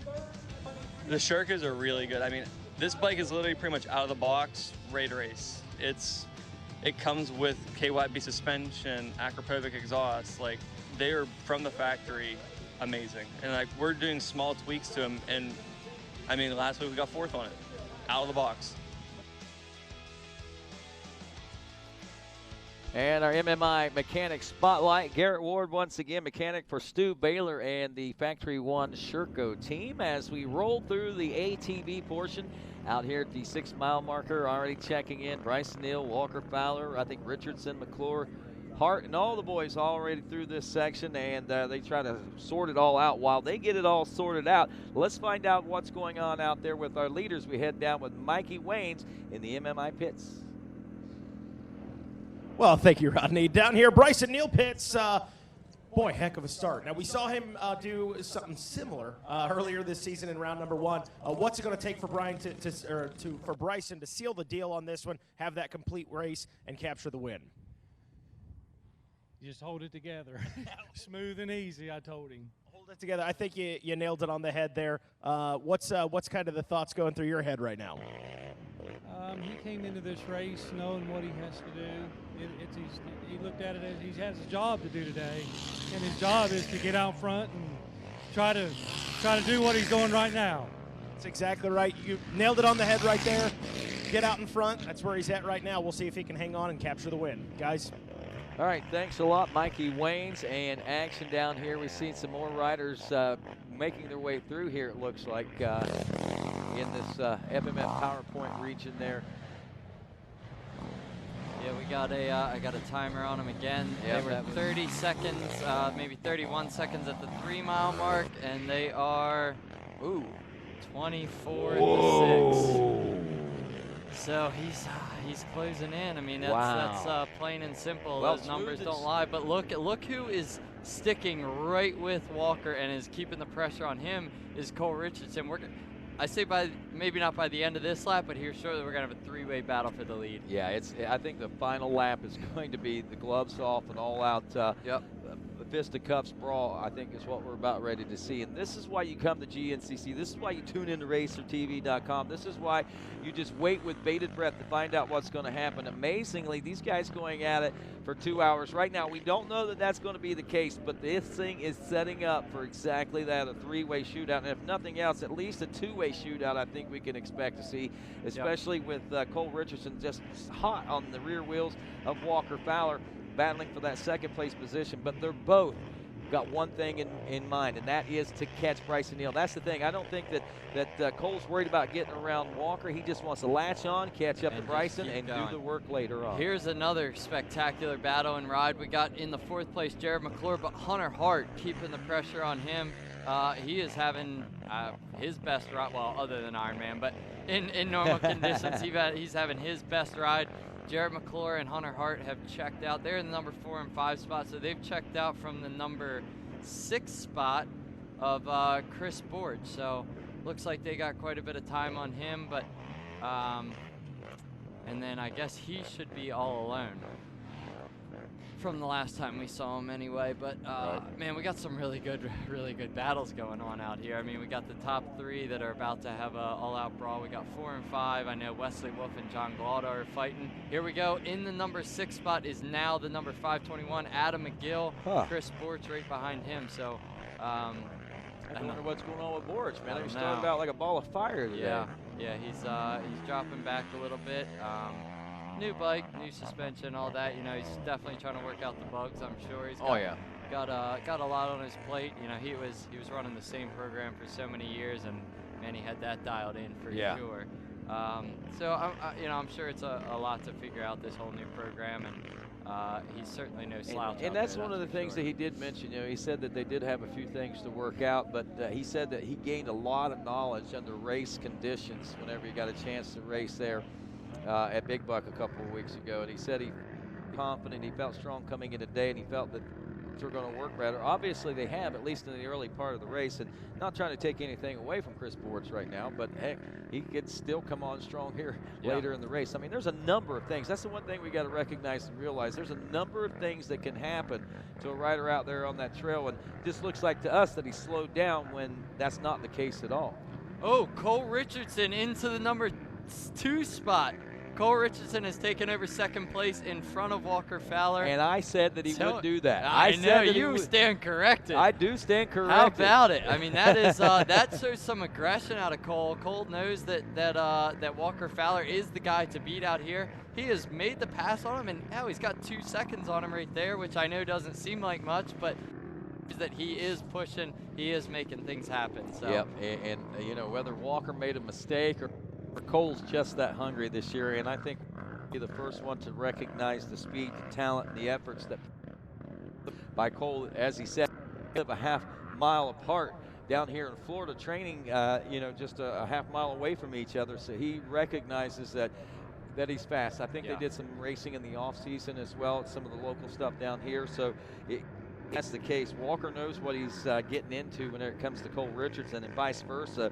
And I think that Cole's on a bit of a confidence train right now. I mean, the Cole train is full of confidence, and it's what's fueling it right now. And you can see it may fuel it right to the front of the pack as he's laying chase, trying to work in to, lay down and try to reel in Bryson Neal. While he tries to get that done, let's check in with Mikey Waynes again as he has got our WXC overall winner from this morning's race, the Hurricane herself, Hannah Hunter. What's going on, Mikey? Hey, thanks, Rodney. Had a chance to catch up with Hannah Hunter here. Winner here in Florida and winner from Big Buck. You start 2020 with back-to-back wins. That makes you the points leader in front of Tracy Pickens. What's going through your head here this season? Definitely just trying to ride smart and just keep my pace going. Well, I mean, what's making the difference for you? I know you had, I believe, your first WXC win last season, correct? Yes. Yeah, so what changed for you in the offseason? What kind of work were you putting in to start off 2020 so strong? I've been wrestling for my high school career and just changed my motor up a little bit and just kept riding. Kept riding. All right, Hannah, one last thing. What is the goals for you this year? I think it's pretty obvious. Championship, that's the plan. Championship. She's off to a great start. Hannah Hunter down here, your winner, back-to-back winner in the WXC. Well, one of the toughest ladies I know, no doubt about that. Hannah Hunter, the Hurricane. Honestly, I think there needs to be another adjective or another name that could describe just exactly what kind of force we're being dealt with whenever Hannah comes onto the racetrack. This young lady, we watched her grow up through GNCC. Absolutely, and you hit the nail on the head. That she is a young lady. I don't know exactly how old she is, but she is young and she is succeeding to the highest level right now, and it's really cool. I know she works really, really hard for this, and it's all paying off, no doubt. 2 wins in a row against the fastest women in the world right here at GNCC Racing. Well, she is one of the fastest. She proved it. She's the fastest woman in the is world right so now. far. Yeah, she's killing it. So right now, still Bryson Neal out front. The change is that the number 4 of Cole Richardson into the number 2 spot at last check. Walker Fowler in third. Now, did we have a gap on those guys whenever they came through behind? I think it was pretty similar at this. I didn't get an actual number. I kind of had a ballpark. I think we had, 24 seconds at the 6, and I didn't get a number. I'm hoping once we get out here in the field, we can get a time on that to see what kind of gap we're talking. But I tell you, Cole Richardson, though, very impressive. I mean, like you said, I would have thought the same thing. He knows that Walker's the guy out here to beat, and he said, that ain't good enough. I'm coming by you, and I'm chasing down the leader. Let's make this happen. So definitely very exciting for him. XC2 Pro-Am class, Brandon Frazier still leading this one after 2. Only, wow, look at this, 9/10 of a second lead over Drew Landers when they came through the finish line. Look at this, Jordan Poplawski now up to 3rd place. Wyatt Wilkin in 4th, Austin Abney in 5th. Brandon Owens drops out of the top 3 into 6th place position. Ronnie Rush up to 7th now. Dylan Walraven in 8th, Kenny Schick in 9th. Noah Mickelson drops to a 10th place position now. So more lessons learned for the 400. How far is Poplawski off Drew Landers? 55 seconds. Okay, so a little bit of a gap back to the number 3. Yep, just a little bit.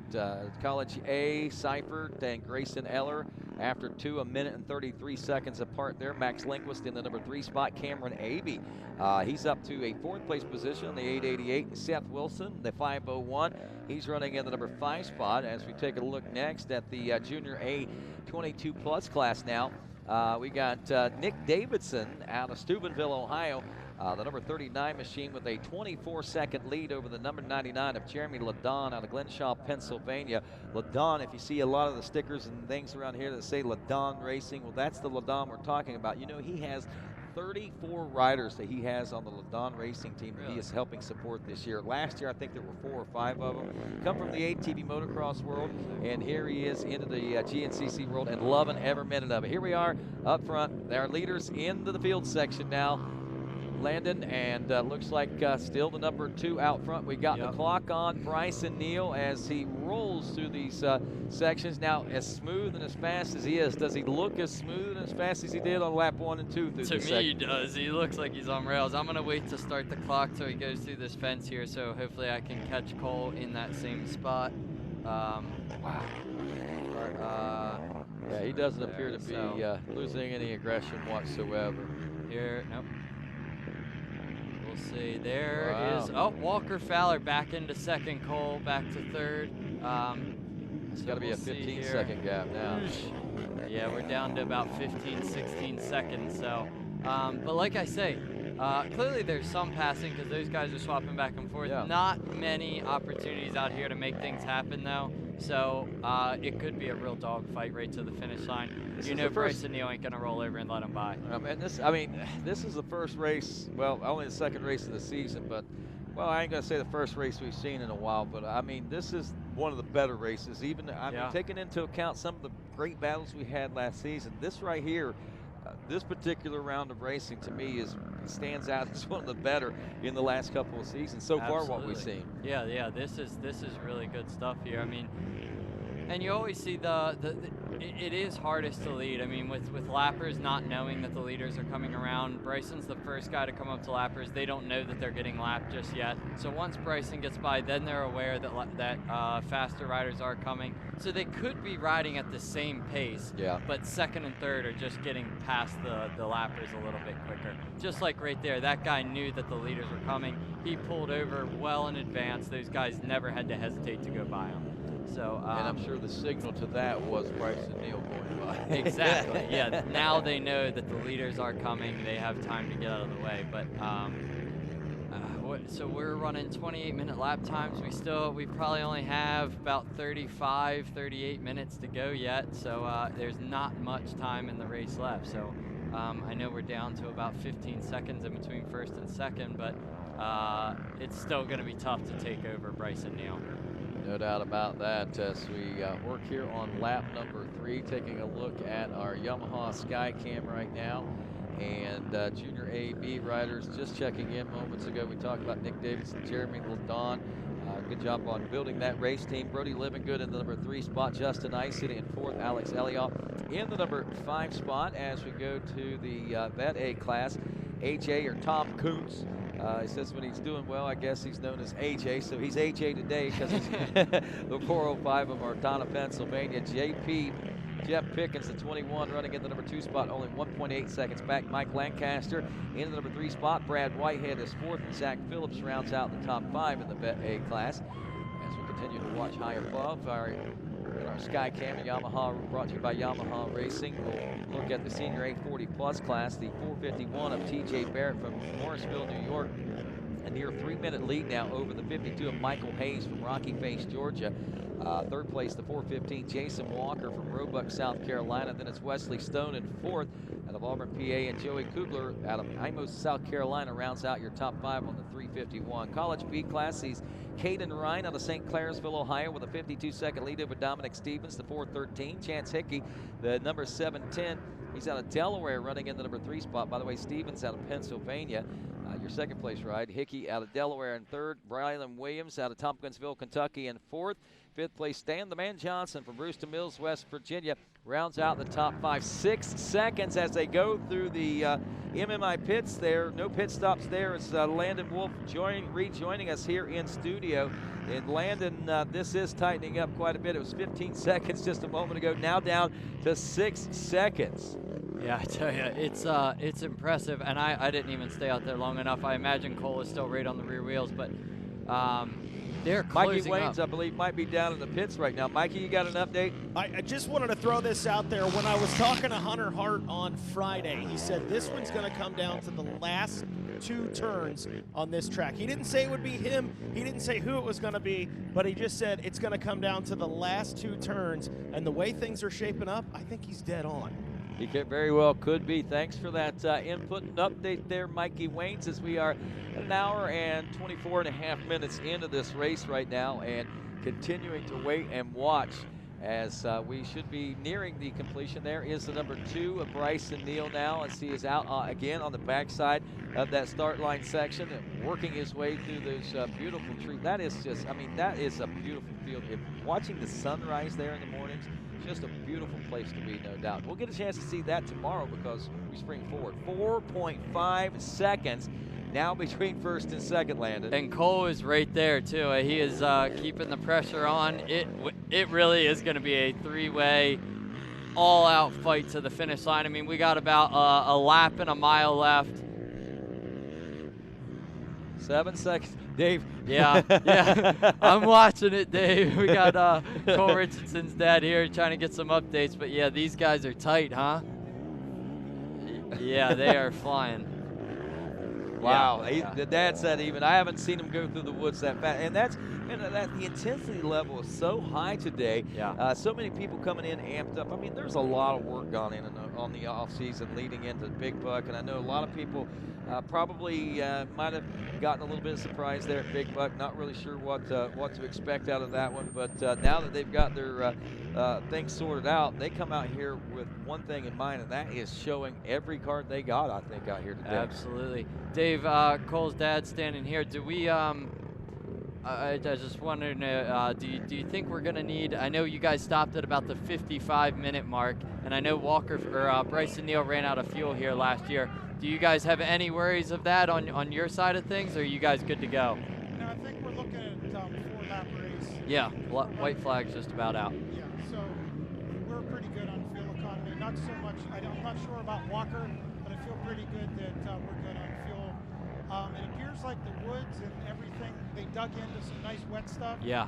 So it's not as dusty as we thought. So an air filter was the number one concern when we got here. Right. And we feel pretty comfortable that we'll finish on the same air filter, we'll finish on the gas. We just, Walker and Cole are on rails right now. Yeah, absolutely. How's Cole feel? He say anything when he was in pits? Is he comfortable? Cole told me when he started out the year he feels better than he's ever felt at the beginning of the season. It shows. And we had a few problems. We changed some mapping in the computer this race to help out, and it looks like it's going in our favor. It's definitely working. These guys are like you said on rails out here. They ran Bryson down from a long ways back, and 60 seconds or so. It was close to a minute. 52, I think. 55, yeah. So they're definitely putting on a big time push. Right now, Bryson Neal is at least, according to timing and scoring, about 30 seconds late coming in, so he may have slowed down, and that would indicate. There's Walker Fowler into the lead now. Bryson Neal back to the number 2 spot. Oof. Wow, that was quick. And there he is, Cole Richardson still hanging in there. It's going to be tough to overcome him back. Wow. But look, Bryson Neal is not giving up. He's on it. And that might be the inspiration he needed to get back on it. Yeah, well, like I say, the leader does have the hardest job out there getting through lappers and stuff. Other than he has clean air and all that, it's going to be tough to take him back over. But look here, I mean, Bryson Neal, Cole Richardson, they're not ready to give up just yet. They got about another 27 minutes to make a pass stick and keep on keeping on. Speaking of lap times, 27 minutes. Actually, the laps, even Walker Fowler turned to 28:27, so everyone slowed down on that lap. So you're right, indicating that lap traffic slowing these guys down.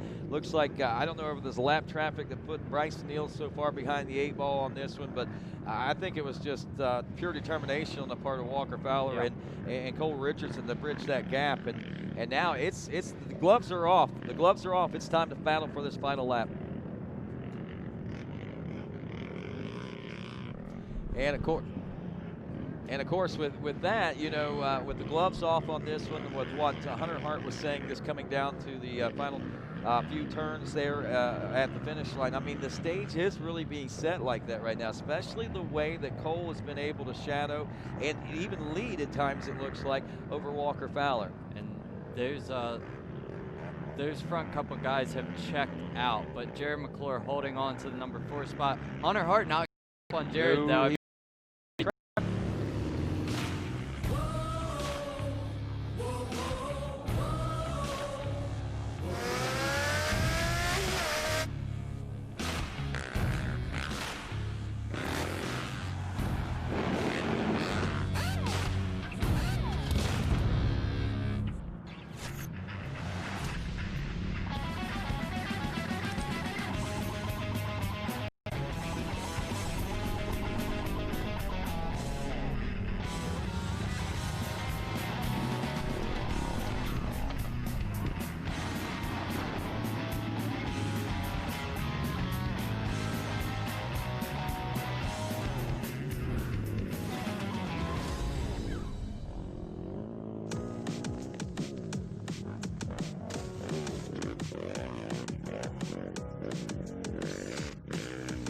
Yamaha's Aaron Plessinger grew up in the shadows of the off-road trails of the Grand National Cross Country Championship.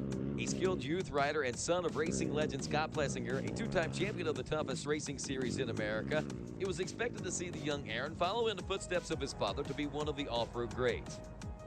However, after earning championships as a youth racer in the 65cc, 85cc, and Super Mini classes, he found himself longing for the motocross track, where he had enjoyed many successes as well. As an amateur in MX, Plessinger first caught the eye of the motocross world when he dominated the 250 and 450B classes at the AMA Amateur National Motocross Championship Finals at Loretta Lynn's. That following year, in 2014, he captured 4 250cc Supercross class wins as well as an Arena Cross win. These accomplishments helped to set the stage to him earning the 2015 Supercross Rookie of the Year. Aaron won the 2018 250 AMA Pro Motocross Championship. Another great thing to add to Aaron's story is the fact that as he was making his transition into motocross and supercross stardom, he found time to visit his roots and take top amateur honors several times in 2011 and 2012. In 2013, Aaron battled relentlessly with Jason Thomas for the XC2 Pro Lights Class win at North Carolina's famed Steel Creek GNCC. And that's this week in Yamaha history.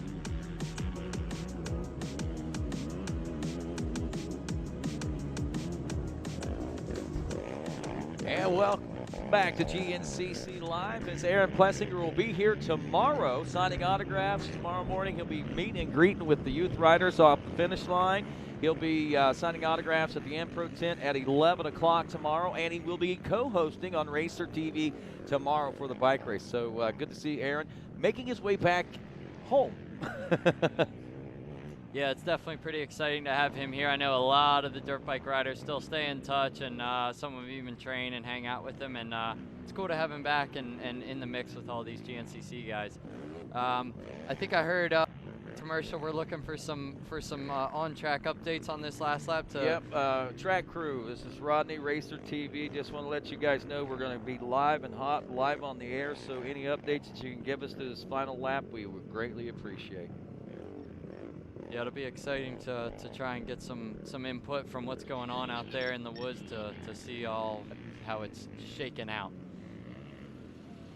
Here we wait at the 3-mile marker, which is the first half of the FMF PowerPoint. So anticipating Walker Fowler to be out front with Bryson Neal in second and Cole Richardson in third. But the way things have been going, we really have no we really have no idea what it's going to be like, because these guys are slicing and dicing. If it continues at the pace it's been going, Walker Fowler should probably have about a 15-second lead over the rest of the field, the way he's been rolling right now. Yeah. But, hey, who knows how it's all going to work out whenever it does come into play here in just a few moments. So we'll be standing by with bated breath, as I always like to say, waiting to see what the outcome of this one is going to be. And just because what we see here at this 6-mile marker at the FMF PowerPoint does not mean that we're going to see the same thing whenever we get to the 7, when we get to the 9, when we get to the 11 and 12, 13, and right at the finish line. It's going to be exciting to say the least here, I think, as far as this finish is concerned. And even if Walker gets out front, I have to think that still Cole Richardson and Bryson Neal will have a great battle amongst themselves. But at the same time, I'm not sure that there's going to be a big breakaway. I'm almost at the mindset that we're going to see these three coming very close together today. At least that's my hopes from a race fan's perspective. And absolutely. again, I'm going to say, like, see. That's what I'm going to say. I'm just going to put it out there. Like, I don't care who wins. I just want to see a good three-way shootout at the finish line. Yeah, absolutely. So, like I was saying, Bryson, there's Walker Fowler right there. Looks like he's got a little bit of – no, he does not. Bryson Neal right there. Cole Richardson still right there. Walker Fowler is the one that is dealing with all the lappers now. Got to get behind him, rev the engine. So if he does have a 3 to 4 second lead, that can go away just like that. Wow. There is Cole Richardson. So you see right there, I believe Cole Richardson was right on the back of Bryson Neal, but might have got hung up just a little bit behind that lapper, and losing that 2 seconds can really, really hurt you in the end. But boy, I tell you, Bryson isn't going to let Walker get away. At least right now, he's not. He's riding with a man on. Man, he had a 52-second lead. He saw it dwindle away down to nothing. I mean, he has to be scratching his head wondering what happened on that lap. But again, lap traffic. And it's hard to get all out of the way. You know, they get out of the way, but they got to get out of the way when they can get out of the way. And if they're into some of that tight stuff, they can't. Yeah, there's nowhere. There really is nowhere for him to move. Which, like you say, I mean, Walker could have up to a 10-second lead. Some of these Palmetto sections, there is literally nowhere to get off the track. If Walker runs up on a lapper in that section, that 10-second lead is gone instantly. So even if he does still gap it out, I know from probably the 9 to the 10 out here is all that Palmetto section, very hard to pass.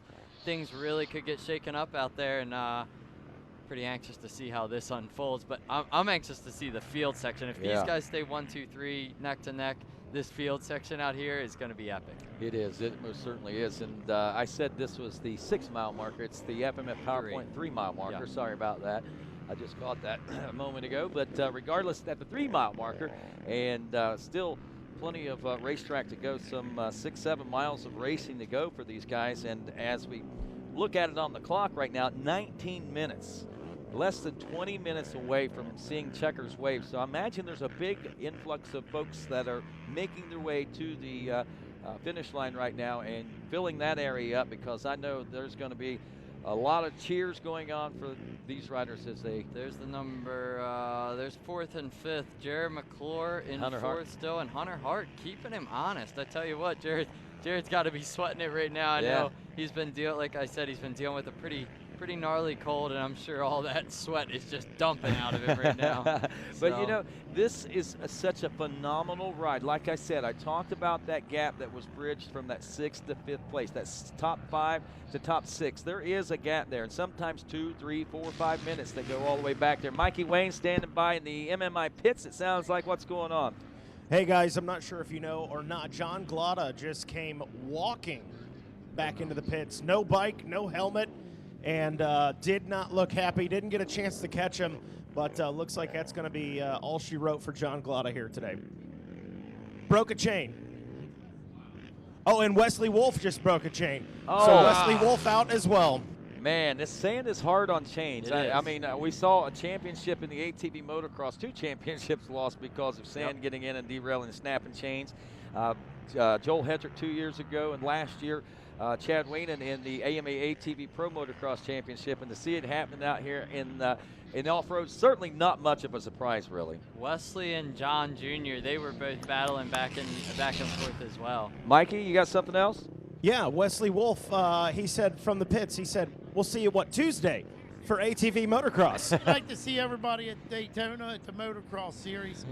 Please come out and watch us at the motocrosses, please. There you go. So catch up with Wesley Wolf there. There's a little plug for you, Rodney. Yeah, we will be live on Tuesday from the Daytona ATV Supercross. We'll also be having the vintage motorcycle racing going on that day. We've got Ricky Carmichael Amateur Supercross on Monday, and again tomorrow we got GNCC. You know, that's one thing that I forgot. You know, this is Bike Week, man, and we go to all the races that we can go to while we're down here. So we'll be here this weekend, Monday, actually Sunday night. Racer TV rolls into Daytona International Speedway, sets up all night, gets ready for the racing action on Monday, and then Tuesday as well. And then we pack up and head north to Georgia, get ready for next Saturday and Sunday. We got a busy week ahead of us, that's for sure. I know the crew is down here in the Florida sun trying to enjoy the weather while they can, but they're working a lot, a lot of overtime this week to make all this happen for everybody at home to be able to see this. One thing I'm noticing on the screen, and we didn't even pick up on, Chris Boar's back in the 10th spot. Here's the leaders right there. Walker, Bryson Neal, inches from him. Wow. Cole Richardson right is there. Still there. A couple seconds down. Yeah. Look at the different lines they're taking there. Walker's the smooth line around the outside. Bryson's maybe a little bit quick on the inside. Cole is around the outside as well. And Cole's not giving up either. I mean, Cole could be in one of the best positions. Let those guys battle it out, wear each other out, and he might be there to strike when the opportunity arises. Well, if you wonder how deep the ruts are, the belly, you can see the skid plate marks on the sand right there. The sand is getting deep. Yeah. I mean, so line choices, I mean, you've got to ride just a little out of the line, you know, that 3 or 4 inches to the left, a little 3 or 4 inches to the right. I'm sure it's quite a bit of a challenge here in the late part of this race. So what do you predict, Rodney? They jump out into the field section out here. We got Walker Fowler out front, Bryson Neal in the number 2 spot. Do you think we're going to get some action, or you think we're gonna stick like we are? Well, I think we're going to get some action, but the one thing that I don't think we're going to see is any overly aggressive riding. I don't think we're going to see anybody necessarily coming in and bumping anyone out of the way, but got to take into account it's round 2. These guys are hungry. They might be wanting to make a statement. Walker might, I mean, not that Walker rides dirty, but he might want to make a little statement and say, hey, and vice versa. These other guys might want to make a little statement on Walker and try to get in on him and give him a little push and shove and see what happens. But honestly, no, I don't expect it. I expect to see at this particular point one of the riders coming through out front. Now they'll do their battling and they'll make their stabs when they can, but nothing's going to be too over the top. No. But when they come through, I think everybody's going to be satisfied. Here we have a little section here all race long here at the 7. They've been coming in that corner and then going an extra little corner around the mud. We could possibly see, I don't know how deep that water hole is, but we might see Bryson Neal say, I got to make this happen. Wheelie right through it. I saw a little kid pointing that line earlier on, and we should be seeing them here any second. We just saw them at the 6.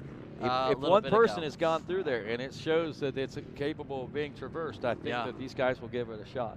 And if they hit it fast enough, they might not. Oh no, that's not there. They might not even sink to the bottom. They're just gonna skim right across the top. But I've been watching this, waiting for somebody to shoot through there, and I know these guys are all dry and they'd like to take their bikes home nice and clean, but for Bryson Neal to bring home a win at round 2 here in Florida, he might be willing to skim across the top of that water hole. Waiting at the 7-mile marker, the monster mile right now for our leaders as we are looking for, once again, your first place ride of Walker Fowler, Bryson Neal in second, Cole Richardson in the number 3 spot. You might see on the left side of your screen where it says Glada, there he is, and Merritt, but that's not the way it is. No water crossing there. Man, they're tight. Looks like they might be gapping out just a little bit on Cole. They're putting in that extra push. I'm sure they are huffing right now. It's getting warm out. That guy's giving them a fist bump. Go get them, boys. Man, we got some good racing here. Bryson Neal is hot and heavy on the back of his tires. So he is not relinquishing the pressure any whatsoever. I think there is Cole Richardson still just a few seconds back. Maybe we'll call it 3.5 seconds or so behind that second place battle. Might be in the better spot, to be honest with you. He could be. He right could there be on those guys. If they make a mistake and clog the trail up, he'll have plenty of time to make a decision on to go left or to go right out there, because as tight as these guys are, all it takes is Walker to maybe miscue on a turn, stop a little short, and then bam, there goes Bryson into the rear of him. They get tied piled up, and Cole Richardson sneaks right by. Absolutely. If I had any advice for anybody, I would say get out to the starting line right now, out to that big field section, because I think it's going to be a show. I see a lot of people riding by on their bicycles, getting out there. They know where to go for a good show right now, and that's going to be a long setup too. If there's going to be a pass, that's where it's going to have to be made. I think. If there's going to be an open field, any open passing like that, without a mistake being made, I would have to say that's where it's going to happen at. Yeah, this is good stuff here. I mean, you and I are both standing up in the booth. Yeah, ready to see some action. Yeah, we haven't sat down in a lap and a half, have we? No, I don't think we have. I don't even really remember when we stood up, but we just kind of gradually worked our way up. Well, you can't sit down for this. I'm sorry. If you're sitting down at home, I know it's probably tough on you right now. You've got to be bouncing up and walking around the living room and just waiting to see what's going to happen here. Yeah, this is biting good your nails here. So this is the 7. Where do they jump out into the field? Right at just past the 9. So about 9 1/4, 9 1/2. So won't be long, I know, from the 7 over to the 9. A lot of palmetto sections, a little bit slow, so be a little bit. But man, I'm just anxious to see this field section here. Got the field section from pretty much from the 9 all the way to the 10. Then we have some mud holes, pro pit section, back into the field for about another half a mile. And then we have that tight pine section that runs you into the finish line, which can also make for some really good racing in there. It's a tough section to get through and could cause somebody to make a mistake. And that could be what we were talking about, where we see third go to first, second go to first. Who knows? This could be good. It could be, and it is good. Plain and simple, it's going to be good no matter how it finishes. This has been an exciting day of racing, and there we watch, is that Hollywood out there keeping an eye on the situation? I believe so. Looks like. Oh, Yeah, so David here we Cripe are. out of Georgia comes and does our spotting for our cameras here in the early part of the season. We certainly appreciate his efforts. He was a big part of the Caleb Russell program as he grew up through the amateur and youth and amateur ranks. And once they handed him off to the KTM guys, he did a little bit of work and then just kind of stepped back and watched Caleb shine. Yeah, so we are here right at the 9 1/4, what I was talking about. This is where they come out of that Palmetto section, super rough in there, and it's a straight shot right out into the field. They're going to come out of there on rails. So, because this is going to be, from here to the 10 is going to be your best opportunity to make a pass. So I know Bryson Neal's really going to be pushing outside to inside, trying to work those corners and make it happen.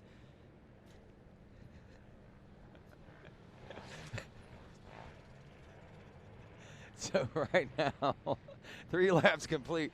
Working on lap number 4. Walker Fowler, Bryson Neal, Cole Richardson, basically each other's shadow. And Walker, man, this signals even more problems for Walker because he already had the Cole Richardson shadow behind him, you know, and Devin Feehan late last season a couple times was right there, but not nearly like what we saw Cole Richardson. And we know, too, that Bryson Neal, if he gets on a roll, he could be trouble and a thorn in the side. This, is, to me, is setting up a pretty good championship season here at round number 2. I'm chomping at the bit, ready for round 3. I'm ready to go to Georgia as soon as the checkers fly on this one. I mean, I want to watch tomorrow's race, too, but I want to see what's going to happen to the ATVs already. Yeah, this is good. I mean, the thing that is working against Bryson, he had a DNF there at round 1, so he is a bit behind in points, but we're at round 2. We have a long, long way to go. Plenty of time to make up those points lost, and who knows? I mean, the same exact thing could happen to Walker eventually through the year. So, not that they're counting on that. I mean, you got to go out and you got to win races to make all this come together. But he's on the right track. He's in the right position now to try and take a stab at grabbing his first win of 2020. Yep, and everybody wants that. I mean, everybody that's there wants it. It's a matter, and I don't even know if it's a matter of who wants it most right now, you know? I don't think so. I mean, I think they all probably want it equally as bad as the other. It's a matter of luck, timing, and just circumstance, chance, I think, to be honest. There he is right there. Walker Fowler has gapped Bryson Neal. That was him, right? It's got to be. I believe so. He was, yep. That's not him. No, that's next not him. guy. That's yes. Walker Fowler has shaken Bryson Neal. He's got some time in between the two. He's going to be wow. Man. Man, what? He's flying. Does he not know that we wanted to see a show? I don't know. Somebody needs to go out there and stop him and tell him that Can somebody let him know? He totally No, just he does not ratings. care what we want right now. He is on a mission and grabbing. Look there. Looks like he might be reaching for some water. Wonder what happened there. I tell you, that's surprising. Well, I didn't think that was going to be the case. Yeah, maybe a little brake check. Maybe, you never know. I can't wait to hear what the story on this one is. But right now, Walker Fowler on his way home to win number 56. That puts him less than 20 wins away from the all-time wins record that Chris Borch holds at 75 right now. Something serious has happened. I did not see second place anywhere. And there was a rider that came through, and I could be wrong, but it kind of looked like Cole. I'm not so sure that I saw Bryson out there in that field section, which would explain the gap that Walker Fowler has right now. Well, there's Walker. Let's see if we can hang back just a second and see where that second place rider might be. Man, Walker is rolling right now. I mean, that's some speed right there. Talk about having your machine dialed in. I mean, Walker, suspension, motor, everything is firing on all cylinders right now. And, you know, like Walker was talking, he has to rely on his suspension so much because he's such a shorter guy and a lighter guy that he relies a lot on that suspension out there. And to know that it's tuned in like that to be able to run at those speeds is incredible. Yeah. He's Walker has been at this a long time. He has just a really, really great program. His dad is Mechanic Mark. Walker, his bike, his sponsors, his suspension, everything is just really jiving well together, and it shows for sure. Walker untouchable, appearing to be so here today, even being back as far as he was, 52 seconds Way at back. least. That was the second place rider that was 52 seconds back. Walker bridged that gap up from about 7th place or so to that second place position, and then immediately started knocking away at the lead, the gap. And we saw it go, what was it? Went from 52 to 30 to 24 to 16 to 6 to, well, what we're seeing now. Yeah, we're gonna have to have Mikey get some stories from the podium today. I mean, we wanna know how he got so far back on the first lap, how he got through each and every rider, and how he closed that 52-second gap. I think we're gonna have some good stories on the podium today, and I'm definitely anxious to hear. But I'm sure Walker at this point is in cruise control. He's probably got a pit board. I know he was looking back in those field sections, seeing where everybody's at, and right now he just does not have anything to worry about. Well, what little water there is here this year, I don't know if you noticed, most of the mud holes seem to be dried up out there. Yeah. So plenty of places for the track to go. There's a little edge of a water hole there that we see skimming across as we go on the back side of the pits. Walker Fowler heading in through the MMI pits for one final trip through as he makes that hard right-hand turn, watching high above from the Yamaha Racing Skycam.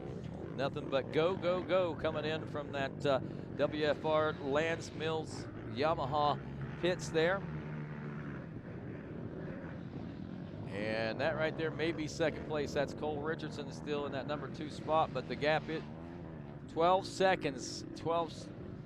Is that Bryson now? Okay, that was Bryson, so something happened. What happened to Cole Richardson, you reckon? Because he was... Sounds like Cole's coming through right now. I didn't stay long enough to see him. That's odd that there's 12 seconds there, and then there's 12 seconds back, or even more than that, back to third place. Yeah, we got now. about 12 to Bryson, and then, like you say, maybe another 10 or so back to Cole. They definitely spread out a little bit and out there in that Palmetto section, and lost touch of each other, which like we said, I mean, that's not what us as race fans wanted to see, but you know, Walker Fowler's loving every second of it right now. He's got to be loving it. I mean, you can tell. I mean, this right here has got to be, I mean, especially with the way this day has gone, knowing these closing moments, he has got to be having fun at this particular point. Nobody behind him, nobody in front of him, nothing but just pure, beautiful Florida sand to go and just ride rails through. Yeah, I mean, he's got to be so impressed with himself today. I mean, he was in the worst position possible. I mean, he was just buried in the pack. One of his strongest competitors was gapping the entire pack massively, and he has just tracked them down. So it's not over. Lappers, it looks like we did. There's Cole. Yeah, so it's about 10-12 seconds to Bryson, 10-12 seconds to Cole. But like I said, this last little section into the finish line is some very, very tight pine, and lappers could play a big part. If Walker pulls up on a lapper at the wrong time, it could totally change this in an instant. We've seen the face of this race change already so many times. We don't know what the story behind it is, and heck, it could be lap traffic. It could be a number of things that has changed the story on us. And like you said, we could see the twist one more time. Do we have that kind of drama building here today? I don't know. We got, I'm saying, what, a couple minutes or so left to go here. Very few minutes. I know they should be rounding the corner right over to there now. We actually might be able to get a glimpse of them across the way here. Yeah, we're within 2 minutes, I'd say, of the finish line, so we should be expecting them here real shortly. We watch, as we say, with bated breath here, now near that 13-mile marker, and we should be seeing Walker Fowler stepping out of this one here in just a few moments. And again, more action going through the pro pits. That sounds like maybe the 9th and 8th and 10th place positions going through the pro pits right now. So gap starting to open up back there. Now 7 seconds back to Bryson right there, but we only got a very, very little bit to go. Bryson Neal, from what I just counted on my fingers there, 7 seconds in between Walker and Bryson, but they are about 300 yards from what's on camera here. So I do expect to see Walker out front, but Bryson has put on a heck of a push here late in the race. Well, at the 13-mile marker, just moments before the checker flag, Walker Fowler waiting on that rider right now to make his way into the camera shot as he is on his way home, as we said, to win. Number 56, putting him 19 wins away from tying Chris Borch in the all-time wins record at 75 wins. And I know Chris is hoping to be able to post a couple more before Walker can reach that. But there's Walker Fowler now coming out the final few turns. The crowd on their feet, and the checkers fly as Walker Fowler takes the win here at the Moose Racing Wild Boar GNCC, number 56. What's the time difference? It's got to be about 5 seconds. That was, well, yeah. I counted there a little bit. Looks like we were down close to 5 seconds. So, the heck of a battle. What a good race to watch. We'll was pulled up here, see if we can get the some good sportsmanship. There comes Cole Richardson cruising in for a third. Another really great day for him. He should hold on to second place in points rolling into round 3. Oddly, you know, I'm going to have to say that as happy as Walker Fowler is right now with this win, I'm going to have to say every one of these guys on the podium are a little bit disappointed in some way, shape, or form. Walker for letting himself fall behind in the early part of the race, which he kind of wiped that out by being able to make up that ground. But at the same time, you know that Bryson's going to be a little disappointed letting that lead slip away, and of course Cole being right there the whole time. He's obviously getting around Walker, I'm sure, on more than one occasion out there throughout the course of the race. He's going to be probably a little bit disgruntled with himself as well.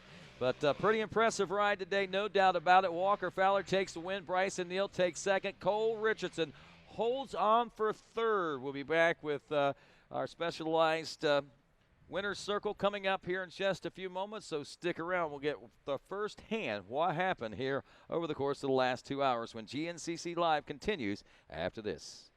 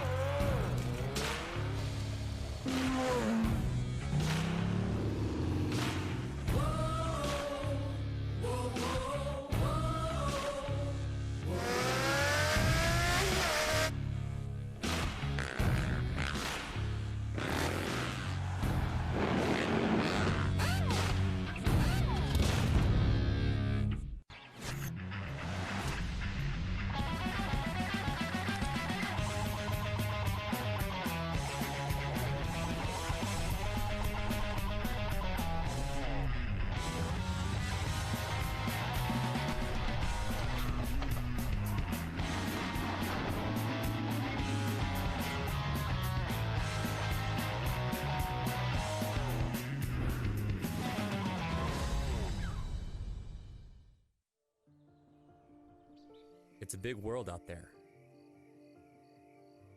How do you choose to see it? When you crave the long canyons, rocky trails, rutted tracks, and lonely highways, they become a part of you. Podiums and personal records, we choose it all. Because life is about moving and feeling. It's about being connected to the adventure. Some just never pull the trigger. They keep waiting, wondering what it means to wander. It's a big world out there. You just need to ride where you belong.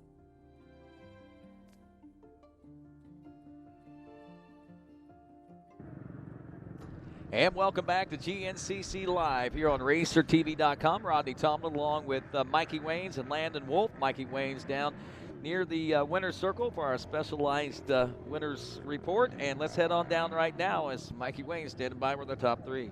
All right, well, thank you, Rodney. Walker Fowler sucking on some water right now. Walker, man, talk to us about this one. Had to come from behind, really. Yeah, I think I got a good jump, but I think Feehan pushed me wide. Feehan or Boris, I wasn't sure which Honda it was, but I just couldn't, I couldn't pinch him off into that hay bale. And went into the woods third. Thought that was a pretty good spot. Feehan made it about 2 bumps, one over the handlebars, crashed his tar out of it, and Borich was out for a Sunday stroll. And I just wanted to go. Well, I got around him and I picked up the pace, and then all of a sudden there was no more arrows and no more track. And I look around, everyone's behind me, and then someone finally saw the arrows, and I was like, uh-oh, that's not good. So I dropped back to third, got it back to second, got back to the lead, did it again. I'm like, all right, no track, no arrows. This is interesting. The pro section had a couple miles of new trail, and it was very new, very, very new. And I think I went back to about 6th, and then at the power point, there was an inside-outside line, and I wanted to be right in the middle of it, and you can't do that. And I got stuck, had to take out all the banners. Sorry for all that.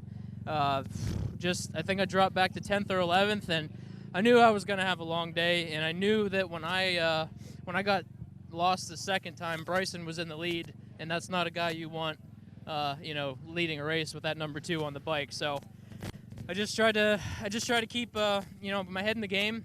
Got hooked up with Hunter Hart, and he was riding really good, and we quit losing time, and I think that was really important for me to see, 50 seconds, 45 seconds, 50 seconds. We stuck right there, and I was like, all right, I got to get around him, and then I just got to keep motoring forward.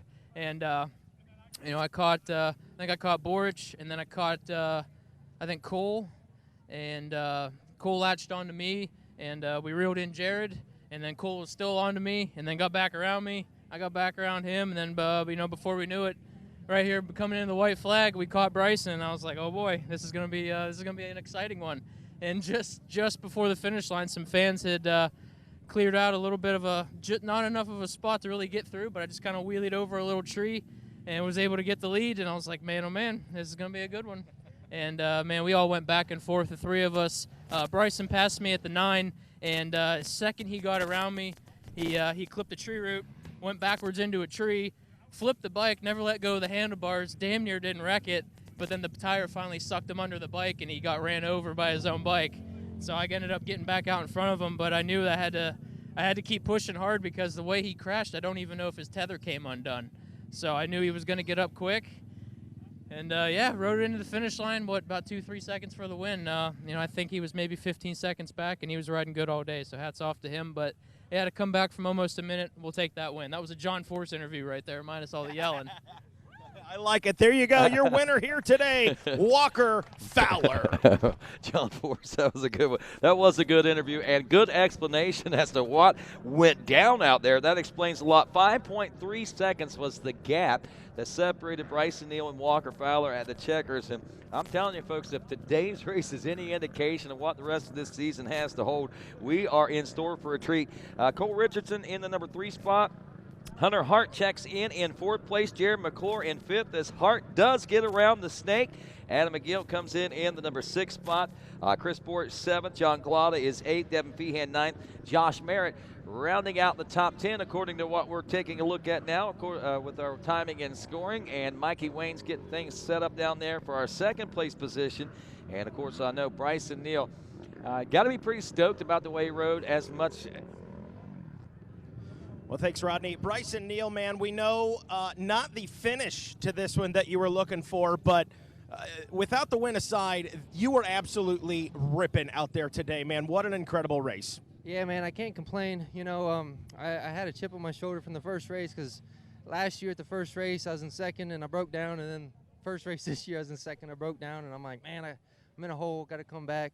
Got a good start, got in the lead and just tried to sprint, and got a little gap, and I was in no man's land. I didn't know how far I was. Everyone was telling me I was far out, and wasn't tired, just flowing. And Walker, he caught me on that last lap, and or right before the last lap. Some fans pointed him a line, real good line. He got me, and man, the pace picked up like that, and I was kicking myself. I was like, man, I should have did this the 3rd lap, But like my friend Casey Greek told me, he's like, you got to teach yourself how to win.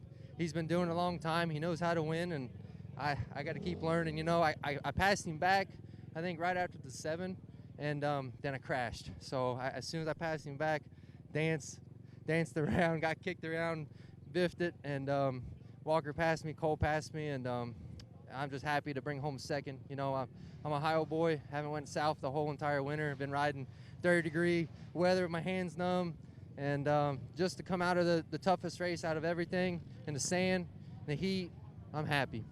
You should be. Absolutely. There you go. Bryson Neal, your second-place finisher here today at the Wild Boar. Boy, that puts a smile on my face. I mean, that kind of attitude like that really puts a smile on my face. And like I said a few moments ago, folks, I am anticipating big things out of the rest of the season. If this is an indication of what the rest of the races have to offer for us, we are in store for a doozy here in 2020. And that's what we look for. That's what we hope for. And could this be the best season yet of GNCC? That's been a few years since I've said that and brought that up. But, hey, we may be back in another one of those scenarios. We'll just have to wait and see. And right now, let's head on down to the specialized podium where Mikey Waynes is working with our third-place position holder here in the Wild Boar GNCC, the Coal Train, Cole Richardson, another rider that is, well, certainly hungry for wins. There's no doubt about that. Cole Richardson, man, a third-place finish here today in what was an absolutely wild Florida GNCC. Yeah, Walker got off to a pretty good start, and, normally he gets the whole shot, so I knew there was a little bit of hope to try and ride with him this race and learn as much as we could. And, he made a mistake. We got around. Bryson got out front. I finally worked my way into, I think, around third when Walker caught me. And, we was able to follow him, and I was like, all right, well, this is the guy to try and ride with, get to the front. And, I just kind of sucked it up, rode behind him, and, I learned a lot today. There's a lot of things, to be able to ride behind him, see what he does under pressure, having to make up 50 seconds, and the whole 9 yards. We learned a lot. This race was more of an experience race, actually, today than doing good. But we got on the podium, hands are clean, we're ready for Georgia, and we're out of the sand. You're out of the sand, exactly right, man. What kind of momentum do you feel you're carrying into Georgia in next weekend? I mean, honestly, we started last season in Florida. We podiumed second. We went to Georgia, wasn't on the podium, and this is the first year that we was able to get on the podium the first 2 rounds, and so we know the speed's there. We're just going to try and keep the consistency rolling, and try and stay close to that championship points because anything can happen to any of us out there. It's just part of the whole series. Everything can happen. You're exactly right. There you go, my friends. Cole Richardson, your third-place finisher here today. Well, congratulations to the Coal Train. A big third-place position finish for him as we check in with our XC2 results right now. Looks like Drew Landers taking over the helm on that one and posting up, I believe, well, he's still working on lap number 4, but had the lead heading into the final lap with Jordan Poplawski in the number 2 spot, Brandon Frazier in 3rd, Wyatt Wilkin in 4th, and Ronnie Rush all the way up to a 5th place position. And also for those of you folks wondering about top amateurs, just to give you an idea, it looks like our College A class, Trey Seifer, is gunning for the overall top amateurs. He was running 19th overall at the end of lap number 3. Second in the overall amateur was second place in that College A class. Grayson Eller in 3rd in the top amateur was your Bet B 30-plus class leader, who was 23rd overall. Jay Royce, the number 358 Yamaha, was a new class, the 14 of Drew Landers, as Landers takes that WFR Lance Mills XC Yamaha to the top of the box, in the center of the box there for the folks in the XC2 Pro-Am class. So that's 2 wins in a row there for Drew Landers as he crosses that finish line stripe now. And as we said, setting the stage for a great series championship in that XC2 class as well. So lots of big things going on all around the GNCC Racing Nation. And I know that Drew Landers, well-deserved work, hard work, and a well-deserved win for him, as Mikey Waynes is looking like standing by, going to get him right there, all gritty-faced and dirty, and get the word firsthand. What happened out there, Mikey Waynes? Well, thank you, Rodney. Down here, Drew Landers, man, we didn't even give you time to cool off. You haven't even sucked on any water yet, man. Excuse me, taking a win in the XC2 today. Yeah, definitely. Come off the track here, and I'm ready to talk when you guys are. I don't care if it's right through the finish or an hour later. I'm ready. But, yeah, today was great. Didn't get into the lead there till the beginning of the 3rd lap, and made a couple small mistakes early, and finally worked my way into the lead and put my head down and charged, got out of sight, and rode my own race. And what's making the difference for you here in 2020? A heck of a start to the season. Yeah, I got an awesome program behind me. I got an awesome mechanic. Mark Altman's got this thing working awesome. My suspension impact solutions, Elka suspension's working awesome. This stuff's freaking gnarly out here. It eats up these whoops like nothing else. So this suspension is honestly, I was thinking the whole time, like, I could ride this track all day long on this stuff. Like, I absolutely loved it. You know, and I got a lot of supporters behind me. My dad, he's a big supporter of mine, and the whole Land Mills XC team, and like Walt Phillips and David Childers and all these guys that's out there on the track for me. It's awesome. Quentin Lyons giving me pit boards, and it definitely cheers me on a lot. There you go. Your winner here today in the XC2, Drew Landers. Go, Drew, and what a great race, as we said, as we wrap up this second round of the 2020 GNCC season. Of course, the Moose Racing Wild Boar GNCC, and don't forget, we will be live again tomorrow, and here's the way the overall top 10 are looking. Of course, I think that might be a little bit unofficial there. We got Walker Fowler taking the win, Bryson Neal in second, Cole Richardson in third. Hunter Hart does score the fourth place position. Jared McClure rounds out the top 5, so congratulations to those guys. The Gator chomping it off there in the sixth place position as well. But wow, what a great race day, no doubt. We'll be back tomorrow. Aaron Plessinger will be here with us on RacerTV.com, so make sure you join us with that, as he will be the GNCC Grand Marshal tomorrow. And we'll be live on Monday as we'll be going to the Ricky Carmichael Amateur Supercross, and again on Tuesday for ATV Supercross and also the Vintage Supercross. Well, that's going to do it for us here at Racer TV. On behalf of all of us on the Racer TV crew and my co-hosts, Mikey Waynes and Landon Wolf, I'm Rodney Tomlin. Have a great day, everybody.